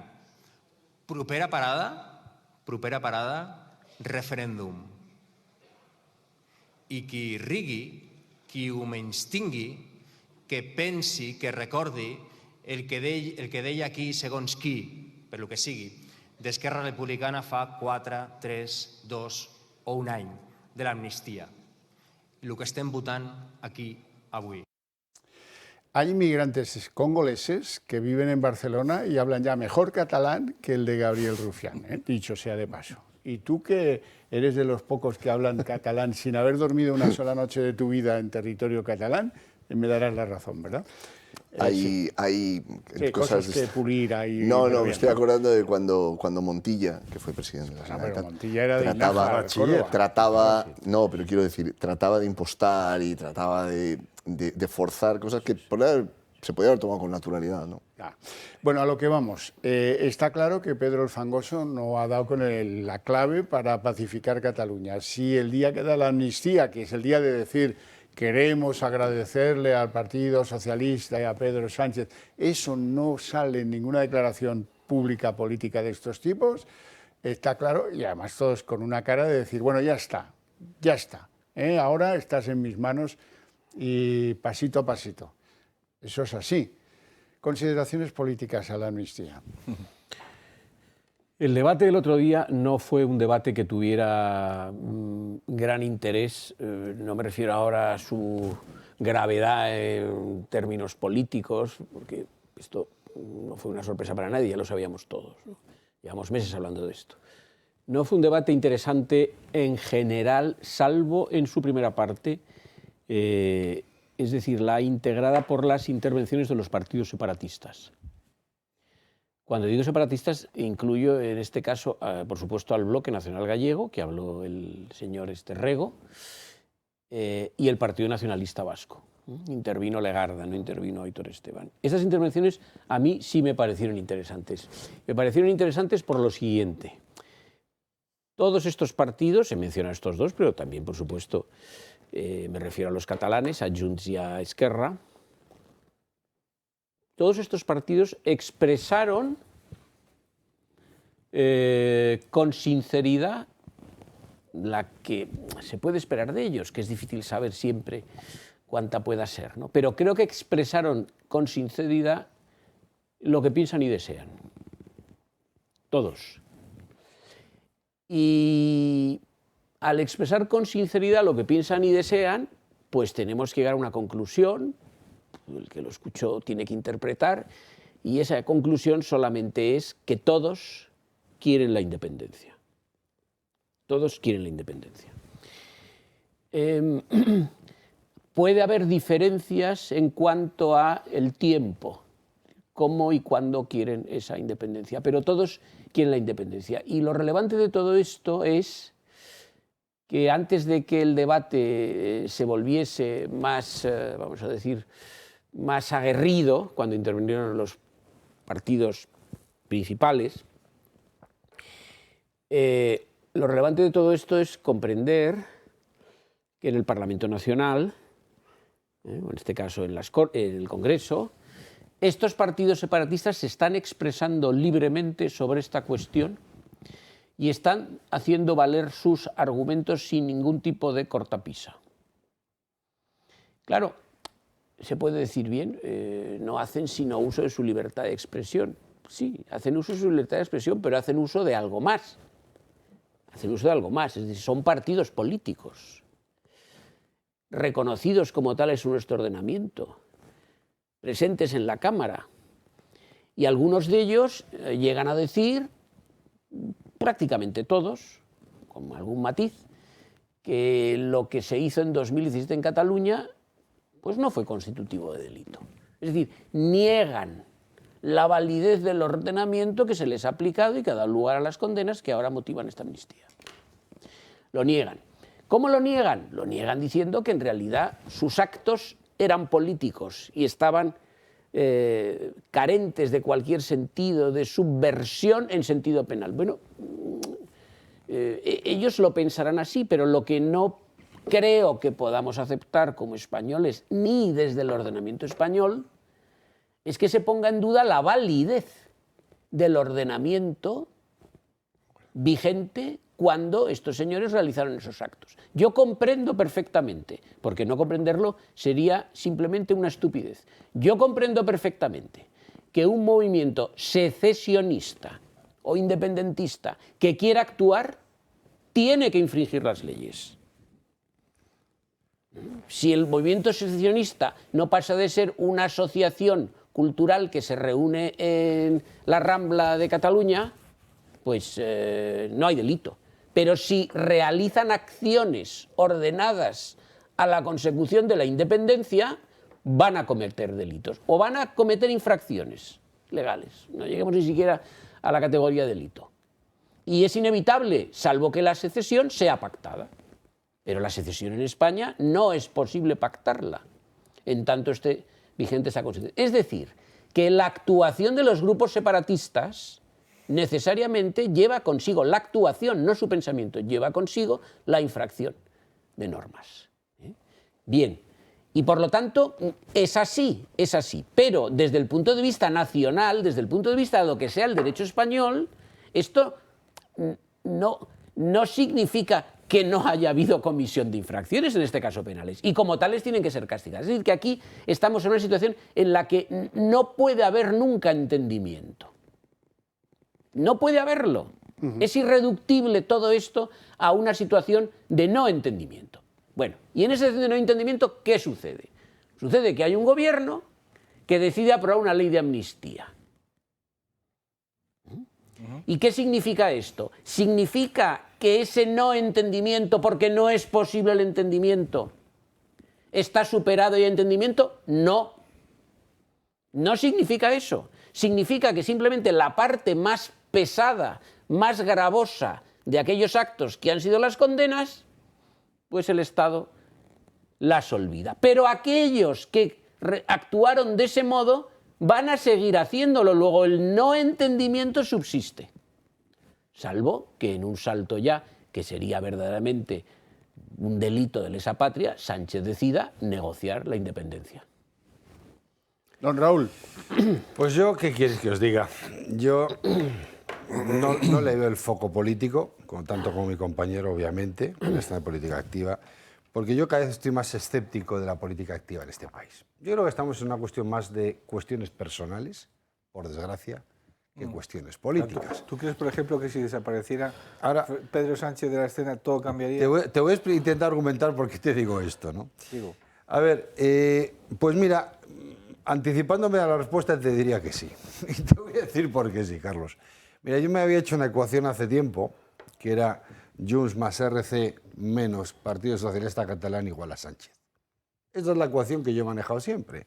La podemos buscar con la vía judicial, la podéis buscar por la vía política, pero al final, no nos engañemos, estamos hablando de personas y en su gran mayoría, y quiero ser justo porque hay grandes personas en la política, todavía románticos de la política, pues se ha convertido en unos personalismos los partidos y en unos personalismos las instituciones donde tiene más lógica entenderlo las reacciones de las personas viéndolas por su futuro que por el de los intereses de sus votantes. Y me explico.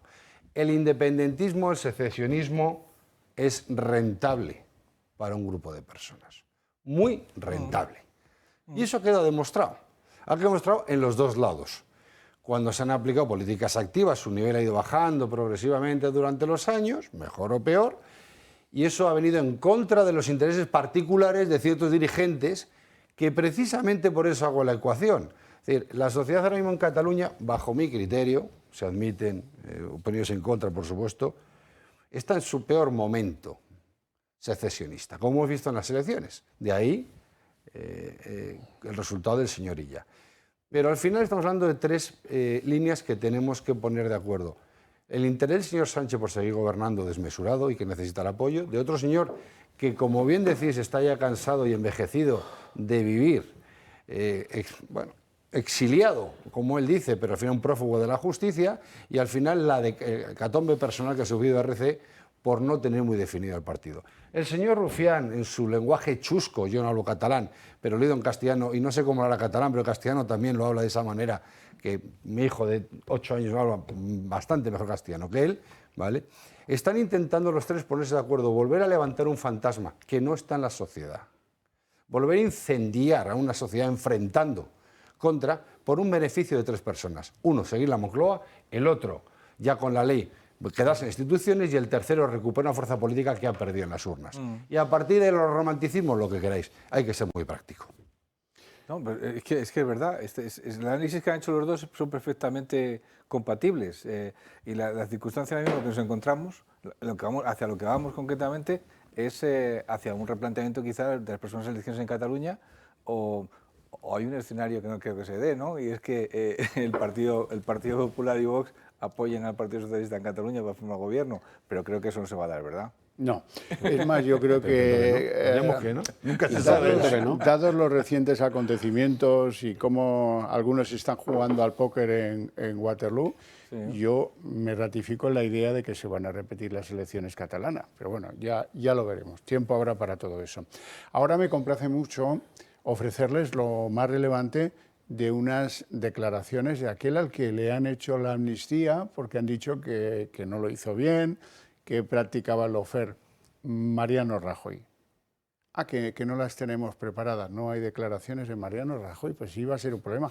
Pero algo tendremos de Soraya Sáenz de Santa María, tan amiga ella de Oriol Junqueras, con aquellos guantes azules y tal, que tampoco.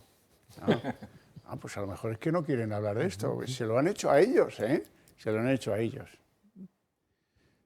A lo mejor, pues, aplicando las técnicas de Feijóo, pues esa amnistía próxima, pero lejana, pero que acaba de llegar, pero que ya es una realidad, ¿no? No lo sé, sin decir directamente ley de amnistía, tampoco.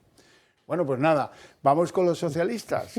Algunos vais a decir que soy un cachondo, porque os voy a mostrar cómo hay 50 socialistas viejunos, sí es cierto, pero que han dicho que están en contra de algunos, lo han hecho por lenguaje de signos, porque ya no se aguantan, ¿no? Pero bueno, oye, que está bien, ¿no? Está bien, es nostálgico. Hay gente que todavía cree en Felipe y en Guerra y tal. Bueno, pues sí, pues mira, hasta Felipe que hubo un día que dejó libre la noche este mes para ir al hormiguero, el resto de noche las tiene comprometidas con sus amigotes ricos, con Slim, con el otro, con tal, con cual, ¿no? Pero bueno, esto es como exactamente igual que José María Aznar, que se dedican a lo que se dedican. Y si acaso queda algún día un rato, pues ya pensaremos en España. Pero eso cuando esté lo demás tiene que estar atendido. Este está más pensando en la República Dominicana que lo que le pueda pasar al sistema político-jurídico español. Eso está claro, ¿no? Bueno, que sepan que hay 50 socialistas que dicen que miau. Algunos de ellos ni se acordarán de lo que hicieron o no hicieron, pero está bien, oye, yo lo aplaudo. Por cierto, a la vez que pronunciarse y tal, también podrían abandonar el Partido Socialista, lo cual sería un poco más comprometido, ¿no? Las cosas, si se hacen, se tienen que hacer bien. A mí me criaron así, pero bueno, entiendo que no sea en todas las casas de la misma forma. No es así, porque muchos de ellos piensan que... ¿Cómo que no es así? A ver, yo tengo en mi casa yo llego y digo que me cambio el apellido y me cae una leche que no vea. Yo tengo amigos dentro del partido, de mucha gente de ese tipo y demás, y dicen, es que este es mi partido, es que me lo han robado. Es que este es mi partido, entonces no van a abandonar el partido. Te lo han robado mientras estaba forrándote. Bueno, vale. No, yo ahí lo dejo, pero... José María. Bueno, yo creo que hay diputados socialistas, digo diputados porque son los que puedo ver ahí en el Congreso. No tengo ninguna otra relación con ningún socialista en la vida social que recuerde, salvo algún amigo que pueda ser izquierdista. Yo creo que hay diputados socialistas, bueno, creo, no lo sé, que no están de acuerdo con la amnistía, sinceramente, pero claro, pues ya sabemos cómo es la política. Hacen como el de las hemorroides, pero ¿no? Vamos a ver, sufren en silencio. Claro, pero vamos a ver, ya sabemos cómo es la política, pero esto no es una cosa española. Esto es general, ¿no? Esta gente vive de la política. Claro, hay que vivir. Claro. Unos más, otros menos, otros de una forma verdaderamente esclava, algunos, bueno, pues si abandonan la política podrán tener otro tipo de actividad. Otros tendrán medios de fortuna propios, no lo sé, o sea, yo no puedo tener la economía de cada cual, pero yo me quedo con me importa, pero tengo como sé que hay diputados del PP que no comparten la línea del PP, ¿no? Por ejemplo, estas vacilaciones y al final la decisión de que el Senado, cuya mesa gobierna el PP, pues no plantee el conflicto constitucional porque no ha querido requerir al Congreso, que ahora decidan, probablemente haciendo un cálculo de cara a las elecciones europeas, que no es el momento idóneo para llamar a comparecer a Sánchez en la comisión de investigación, lo mismo a su mujer, etcétera, etcétera, etcétera. Bueno, pues también sé que hay diputados del PP que no están de acuerdo, pero vuelvo a decir lo mismo. Si quieren seguir dedicados a esto, pues seguirán esa disciplina y a lo mejor quieren seguir dedicados a esto, tampoco lo sé para todos, porque no tienen nada mejor que hacer o simplemente nada que hacer. Pues para ser socialistas, constitucionalistas y amigos, hay uno que se sentía el otro día como el platanito, el que pedía una oportunidad, ¿os acordáis, no? Sí. Artemis Rayos se llama, que debutó con Picadores. Visto lo visto, eso es casi ser preministro, visto lo de Óscar Puente, ¿verdad? Bueno, estaba muy contento, pero no tuvo ni media duda en llamarles a ustedes antisemitas, filonazis y al mismo tiempo no sé cuál era la otra cosa. O sea que la competencia por el radicalismo izquierdista, etcétera, etcétera, no está en esa lista de 50 socialistas buenos. Lo de buenos lo entrecomillo, ya saben que este gesto estúpido significa entrecomillar. Don Raúl Ramírez. Pues muy rápido, fíjate, yo te diría que no son 50 socialistas buenos, sino creo que son 50 socialistas posturales, ¿no? Porque al final yo también tengo amigos del Partido Socialista, porque una cosa no quita la otra, y donde efectivamente siempre te determinan que, bueno, oye, que incluso que la mejor forma de recuperar es estando dentro y no estando fuera, ¿no? Y es evidente que al final hay mucho personalismo en todos los partidos, en el PP y en Vox estáis igual, ¿no? Uno que se sale, otro que le sacáis, otro que se rebota. Es decir, bueno, pues en todos los partidos, lógicamente tenemos o tenéis posiciones más radicales. Yo creo que en general, y eso lo estamos viendo, tanto en Vox como en el PP, como precisamente el Partido Socialista, es decir, yo creo que también se está perdiendo por las direcciones de los partidos lo que es la tolerancia al verso libre o la discrepancia al líder, ¿no? ¿Qué es lo que a mí me preocupa? Como no opino como el líder, te saco aunque seas fundador. Perfecto. como no pido como el otro, te saco aunque no sea no sé qué. Y el como no pido, y yo creo que eso es empobrecer mucho a la política. Yo creo que el liderazgo en política es un liderazgo de proyecto, es un liderazgo de servicio civil y es un liderazgo de proyecto, no es un liderazgo de a ver de quién dependemos económicamente todos para que se mantenga y todos como borregos detrás del líder, y si el líder nos tira por un monte, nos tiramos todos detrás. Entonces yo creo, alzo aquí la voz para recuperar o intentar la conciencia social y la conciencia política, es decir, señores, que los líderes tengan esa vocación social, menos personalismo, y que en los partidos volvamos a tener debate interno, porque creo que enriquece la democracia el permitir y tolerar la discrepancia de un partido. Lo demás son pequeños dictadores de un lado y del otro. Felipe Ha González... sido ver a Taylor Swift y se ha convertido usted en un apóstol. Sí, vaya, apóstol de la sociedad. No, yo digo que Felipe González el otro día recordó en esa entrevista de 50 minutos algo que existía antes en el Partido Socialista, y era el respeto a las corrientes. Recordemos que en la guerra civil, en la República, había tres corrientes. Sí, pobre Besteiro, ¿verdad? Sí, Pobre claro, corrientes disparándose entre sí, claro, hay unas corrientes, claro. Así todo. Lo que ha habido en la época de Pedro Sánchez ha sido la eliminación directamente de disidencia interna. Ahora no hay disidencia interna. Lo estamos viendo, por ejemplo, cuando se eligen a los diputados o los subdiputados. Perdona, ¿y qué disidencia interna hubo cuando fue nombrado secretario general del Partido Socialista Francisco Bustelo en el Congreso del Partido Socialista y duró un suspiro? Bueno, cuando Felipe González... Duró un suspiro, volvió Felipe González y había sido derrotado.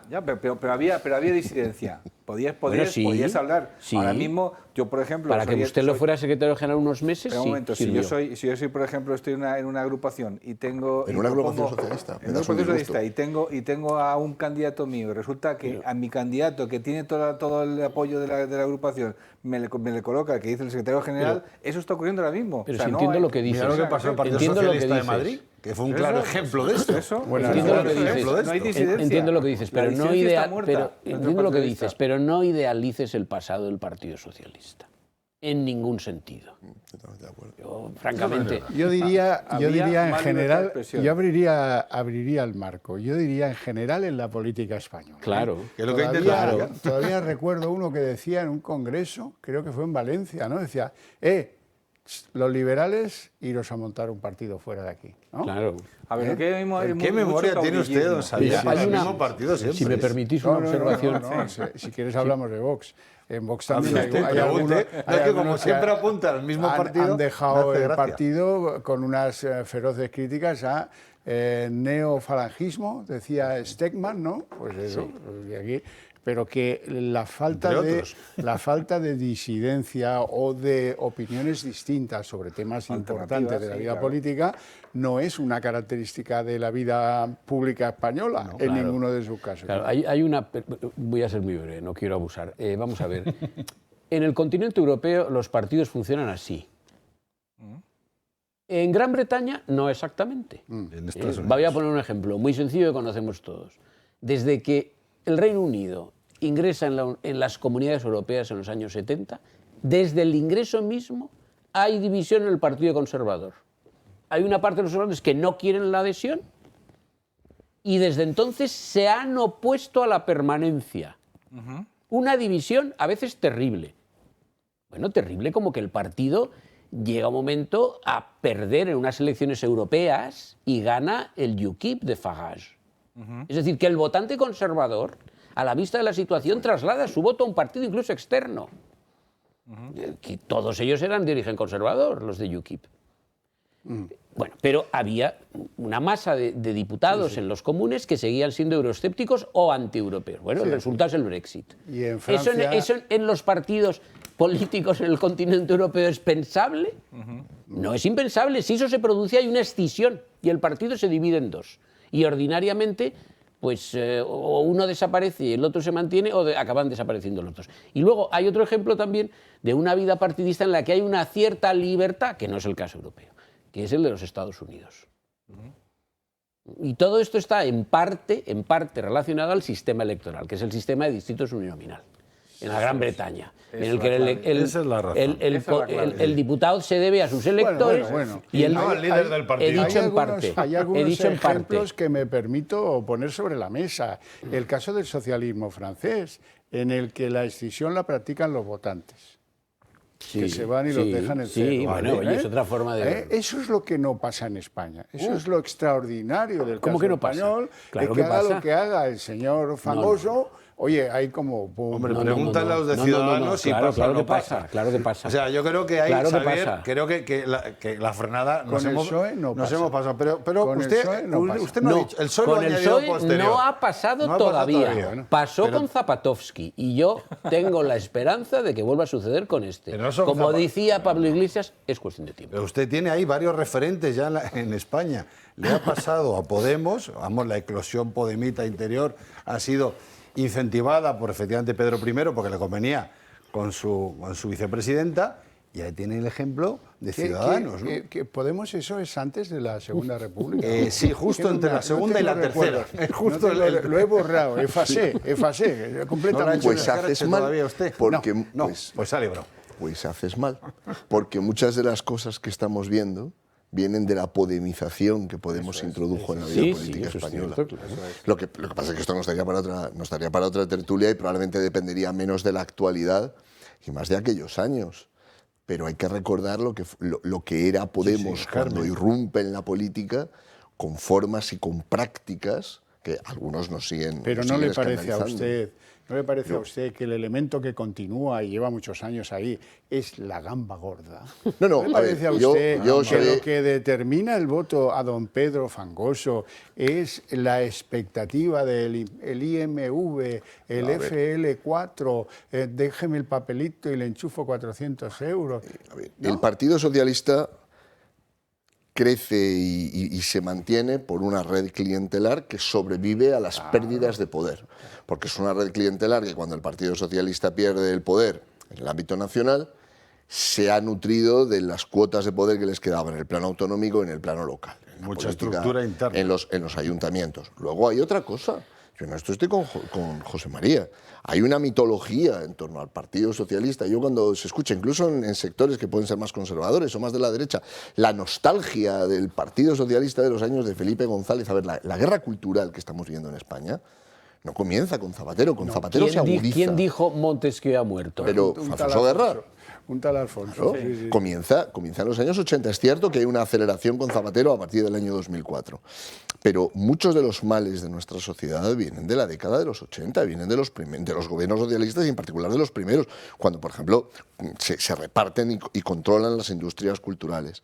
Pero quería terminar, Xavier, con la reflexión de que lo van a volver a hacer. El cine, por ejemplo, cuando empieza a pervertirse en España es con Felipe. Y la música.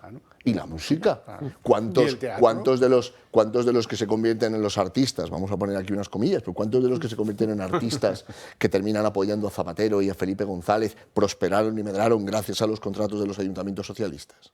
Lo que estamos hablando es que los partidos políticos, en general, no digo uno concreto, se han convertido en grandes centros de dar trabajo y la gente vive de eso. ETTs. Sí, pero no ha cambiado con respecto al siglo XIX. Pero Xavier, yo Es decir, quería... cuando ganaba, entraban unos y iban otros. Pero O sea, déjame- Ahí lo que mantiene es la estructura de partidos. Si son partidos que son capaces de no gobernar, de una estructura sólida donde da empleabilidad, se sostienen. Y hemos visto que partidos pequeños, cuando no pillan poder, al no tener esa estructura, se disuelven. No, bueno, hubo uno que sobrevivió sin alcanzar grandes cuotas de poder, que fue Izquierda Unida y terminó fagocitado, ¿no? Pero, no, yo quería terminar con una reflexión sobre que lo van a volver a hacer, Xavier. Lo van a volver a hacer. Sobre todo es que lo han dicho. ¿Lo van a volver a Lo han hacer? dicho. ¿Quiénes? Los separatistas catalanes. pensaba que los ha dicho Fangoria. no, ha dicho Rufián, próxima estación, el referéndum, lo cual vacía de sentido la amnistía. Y ahora digo de sentido político, vacía de sentido político la amnistía. La amnistía no va a conducir a que los separatistas regresen al orden constitucional. ¿Quién se ha querido esa va a milonga, contribuir a que los separatistas lo vuelvan a romper. ¿Alguien crees que en España se ha creído la milonga no se lo ha creído de nadie. que la amnistía era para eso? Por favor. Creo que existe... O sea, yo creo, seré pistolar, creo que estamos rezando el milagro ya. Ricardo, tiene razón Raúl. No, pero si no digo, no hablo ahora de lo que podamos creer los ciudadanos. Hablo ahora de algo, de un ámbito distinto. Hablo de la argumentación de cómo lo puedan tratar de presentar a la hora de legitimarlo, tanto en el Tribunal de Justicia de la Unión Europea como a la hora de que el Tribunal Constitucional tenga que construir un relato. Ahí está la clave. Bueno, permitidme que terminemos el programa hablando un poquito de nosotros. Si nos habéis elegido, y os lo agradecemos mucho, para informaros, para mantener opiniones sobre las cosas, sobre los temas importantes, acordaros de nosotros porque es muy difícil vivir en la contra. En la contra se vivía en Nicaragua y algunos, en fin, dejaron la contra para acabar con los sandinistas. Nosotros no. Nosotros estamos aquí, estamos para vosotros, para atender vuestras necesidades informativas, pero os rogamos colaboréis con nosotros. ¿Cómo? Pues muy fácil, hay 3 formas. La primera, más sencilla que ninguna, haceros miembros del Club de Amigos de El Toro Televisión y ya. La segunda es un poco más alambicada porque ahora hay una ley que permite que las donaciones que pudierais estudiar hacer a la fundación de esta casa pudierais desgravarlas en al menos un 45% en la declaración de la renta. Hay que estar al tanto y tomar nota de los números de las cuentas a las que dirigir esas donaciones o hacerle una fotografía que es más simple.